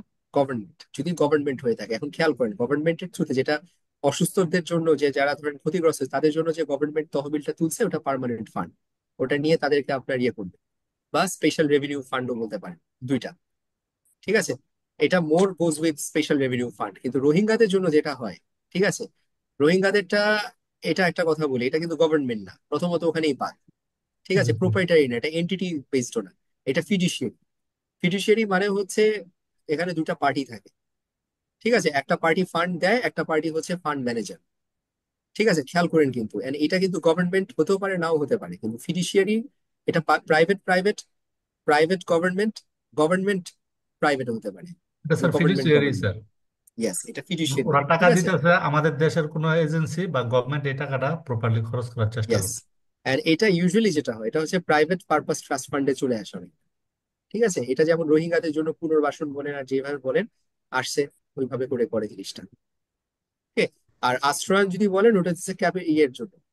এটারে আমি আসলে কোথার কোঠার মধ্যে ফেলবো আমি এটাই বুঝতেছি না। এটা কি ক্যাপিটাল প্রজেক্ট ফান্ডও বলা যায়, কারণ আমি এখানে ঘর বানাচ্ছি একটা সার্টেন টাইমের জন্য, ঠিক স্থায়ী আছে। জমি দেওয়া হচ্ছে স্যার। হ্যাঁ, সেই জিনিসটাই। ওকে। এবার ডুয়াল ট্র্যাক অ্যাপ্রোচ, একটু আগে একটা কথা বলছি যে government wide financial statements prepare করতে হবে, নাম্বার ওয়ান। আর এটা হচ্ছে ফান্ড ফাইন্যান্সিয়াল স্টেটমেন্ট প্রিপেয়ার করতে হবে একই ট্রানজেকশনের জন্য, ঠিক আছে। এখন এটা খেয়াল করেন, আমি প্রথমত আপনাকে বলি, সিটি অফ প্রিন্সটন, তারা একটা সিটি, তারা একটা 30 লাখ টাকার একটা নোট ইস্যু করেছে। সো নোট ইস্যু করা মানে কি? খেয়াল দেখি আপনারা কি বলতে পারেন, নোট ইস্যু করা কি? নোট মানে লোন ইস্যু করা, ঠিক আছে। আমি লোন উঠাইছি, ফান্ড নিয়ে আসছি, ঠিক আছে। আমি আপনাকে একটা নোট ইস্যু করলাম মানে কি, আপনার পকেট থেকে আমি 30 লাখ টাকা নিয়ে আসছি, ঠিক আছে। তো এটা আমার জন্য কি ইনফ্লো, জি ইটস স্যার। A loan. আর আপনার আপনার আপনি কি পাচ্ছেন, একটা কাগজ পাচ্ছেন আর প্রতি ইএমআই পাবেন, ইনস্টলমেন্ট বেসিসে আপনি অল্প অল্প করে টাকা পাবেন, ঠিক আছে। সো আমি যখন ফান্ড নিচ্ছি, খেয়াল করে বলেন তো আমার অ্যাকাউন্টিং ট্রিটমেন্ট কি হবে? It's a loan. স্টুডেন্টস খেয়ে ফেলছেন সব। Sir cash cash debit, debit. আর হচ্ছে sir notes payable credit.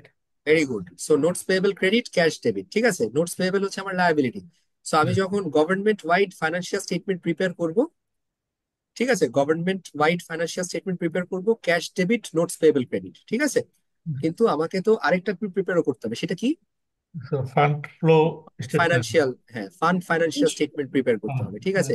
And আমরা জানি ফান্ড ফাইন্যান্সিয়াল স্টেটমেন্ট যখন আমি প্রিপেয়ার করি, স্টুডেন্টস মনোযোগ দিয়ে শুনেন, আমি সবসময় ফোকাস করি কি ইনফ্লো এন্ড আউটফ্লোর দিকে ফোকাস করি, জি স্যার। ঠিক আছে। সো আমি যখন ইনফ্লো এন্ড আউটফ্লো তে ফোকাস করব আর আমার অ্যাপ্রোচ হচ্ছে মডিফাইড অ্যাকুয়াল মেথড, খেয়াল করে দেখেন তো, আমি যে টাকাটা পাচ্ছি আমি এটাকে ক্যাশ হিসাবে ডেবিট করছি, আর ক্রেডিট কাকে করছি? ইটস রেভিনিউ, ঠিক আছে। ক্রেডিট করতেছি revenue, other financing sources proceeds of 2 year note. তার মানে একটা জিনিস খেয়াল করেন, ফান্ড টাকাও, ফাইন্যান্সিয়াল, টেল হ্যাঁ মি। হ্যাঁ, টাকাও পাচ্ছি, মানে ফান্ডে আসতেছে, ইভেন দো মানে আমার দুই দুই পাশেই টাকা আসতেছে, পরবর্তীতে সেটা আবার দিতেও হবে, পেয়েবল আর কি। না, একটু খেয়াল করেন, আমি আরো সহজ করে, এটা আমি দেখে নিজেও পাজলড হয়ে গেছি, ঠিক আছে। প্রথমত দেখেন, আপনি আপনার এন্টিটি ওয়াইজ চিন্তা করেন, গভর্নমেন্ট এন্টিটি ওয়াইজ চিন্তা করেন, cash debit, liability credit, right? জি স্যার। হ্যাঁ। খেয়াল করেন অ্যাক্রুয়াল বেসিসে কি থাকে আমার? Asset, liability, income, expense, capital, তাই না? তাহলে আমি যখন ক্যাশ পাই দ্যাট ইজ মাই অ্যাসেট, আর যখন লোন ক্রিয়েট হচ্ছে তখন আবার কি হচ্ছে? লায়াবিলিটি হচ্ছে। লাইবিলিটি। আর আমি যখন ইয়ে নিয়ে কাজ করি, মনোযোগ দিয়ে শুনেন, আমি যখন ফান্ড ফাইন্যান্সিয়াল স্টেটমেন্ট নিয়ে কাজ করি, সে অনলি বুঝে কি যে ক্যাশ ক্যাপিটাল। আসলো আর গেল। ফান্ড খেয়াল করেন না, ইনফ্লুয়েন্স। আমি এখনো বলি না, ক্যাশ ইনফ্লো এন্ড আউটফ্লো বুঝে। জি আর স্যার। ক্যাশ ইনফ্লো যখন হয় সে রেকগনাইজ করে কি হিসাবে? রেভিনিউ। আর ক্যাশ যখন আউটফ্লো হয় সে রেকগনাইজ করে কি হিসাবে? এক্সপেন্ডিচার। জি স্যার। হুম। সো আমি যখন ফান্ডটা পাচ্ছি আমি ক্যাশকে ডেবিট করতেছি আর ক্রেডিট করতেছি কাকে? Revenue K sir. This is revenue. তার চোখে ক্যাশ আসা মানে রেভিনিউ। ক্লিয়ার? কঠিন জিনিস কিন্তু এটা। Other financing sources proceeds of 2 year note, এটা হচ্ছে আমার রেভিনিউ লাইন আইটেম। মানে আসলে চিন্তা করে দেখেন না কেন আপনি, একটা কোম্পানি ফাইন্যান্সিয়াল স্টেটমেন্ট ভুলে গিয়ে একটা, আপনি যখন মানে ধরেন বাংলাদেশ সরকার যখন ট্যাক্স উঠায় সে কি করে? তার ক্যাশ ডেবিট হয় আর ট্যাক্স ইনকাম তার ক্রেডিট হয়, তাই না? জি স্যার, এই কনসেপ্টে এই এই কনসেপ্টেই কনসেপ্টের সাথে চিন্তা ম্যাচ করবেন করে। জিনিসটা। জি স্যার। সো সেম ভাবে সে যখন ফান্ড পাইতেছে তার জন্য ফান্ড পাওয়াটা তো তার জন্য রেভিনিউ, এই জন্য ক্যাশ ডেবিট রেভিনিউ ক্রেডিট করে। জি কিন্তু স্যার, এই গভর্নমেন্ট, এক্সাম্পলে ক্লিয়ার হলাম sir. That's the most important. বইটা এটা খুবই বাজে বই, সরি এটা বলা নট অ্যাপ্রোপ্রিয়েট টু সে। আর পরেরটা যেটা বলি আপনাদেরকে, সে এই যে 30 লাখ টাকা উঠালো, সে 30 লাখ টাকা নিয়ে কিন্তু সে বসে নাই, সে কি করছে? সে আপনার ট্রাক কিনেছে, ঠিক আছে। সে ফায়ার ট্রাক কিনেছে, 5টা ফায়ার ট্রাক কিনেছে।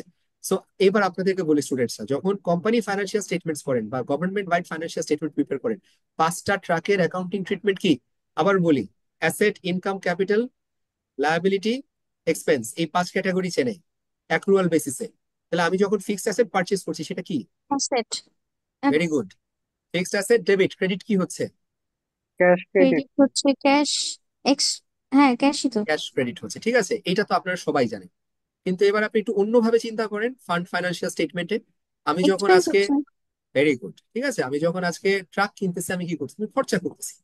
সো আমার হ্যাঁ। এক্সপেন্ডিচার হচ্ছে গিয়ে ডেবিট আর ক্রেডিট হচ্ছে ক্যাশ। হ্যাঁ। এতটুকু মনে রাখলে আমার মনে হয় আপনাদের কোনো প্রবলেম হবে না। বাট এটা যদি না বুঝে থাকেন তাহলে ইট উইল হার্ট ইউ। আচ্ছা, শেষ। আর কি বলবো, পুরো সিলেবাসের সবচেয়ে কোর পার্ট শেষ। ফান্ড অ্যাকাউন্টিং নিয়ে যখন আমি কথা বলি, ঠিক আছে, বাংলাদেশের ফান্ড অ্যাকাউন্টিং এর প্রসেস কি এটা আমাকে জানতে হবে। আমি আবার বলেছি যে সংবিধানে 80 থেকে 92 পর্যন্ত যেটা আছে সেখানে আমাকে বলা হয় যে public financial accounting and management কিভাবে করতে হবে সেটার একটা গাইডলাইন দেওয়া আছে, নাম্বার 1। আর নাম্বার 2 হচ্ছে যে বাংলাদেশে দুইটা ফান্ড মেনটেন করা হয় ইউজুয়ালি, মানে আর্টিকেল 84 অনুযায়ী। সো একটা হচ্ছে কনসলিডেটেড ফান্ড, যেখানে ইউজুয়ালি আমার যত রকমের রিসিটস আসে, লোনস আসে, লোনের টাকা আসে, গ্রান্টের টাকা আসে, এই জিনিসগুলো আমরা মেনটেন করে থাকি গভর্নমেন্টের, ঠিক আছে। আর আরেকটা হচ্ছে যে রাজস্বর যে টাকাটা আসে, ঠিক আছে, রাজস্বর টাকা যেটা আসে সেটা হচ্ছে পাবলিক অ্যাকাউন্টস অফ রিপাবলিক নামে আমরা এটাকে এস্টাবলিশ। এটা এক্সামে আসবে না, এটা জাস্ট নলেজ পার্সপেক্টিভে আপনাদের জন্য এটা বলে রাখা। আর 85 রুলে যেটা বলেছে, 85টা আপনাদের জন্য ইম্পর্টেন্ট, ঠিক আছে, নলেজের জন্য। এই যে বাজেট হয়, বাজেট অনুযায়ী যে মানে আপনার মিনিস্ট্রি গুলো যে আপনার খরচা করে, সে কোন বলে করে, তার অথরিটিটা কি আছে? তার অথরিটি হচ্ছে আর্টিকেল 85 বলছে যে তুমি তোমার বাজেটের ভেতর থেকে তুমি খরচা করার পারমিশন রাখো। সেই জন্য আমার যে বিভিন্ন মিনিস্ট্রি আছে তারা যে খরচা করছে বাজেটের হিসাবে থেকে, এই পাওয়ারটা বা এই ম্যান্ডেটটা আসছে ফ্রম আর্টিকেল 85। স্টুডেন্টস, এটা ক্লিয়ার? হুম। হুম।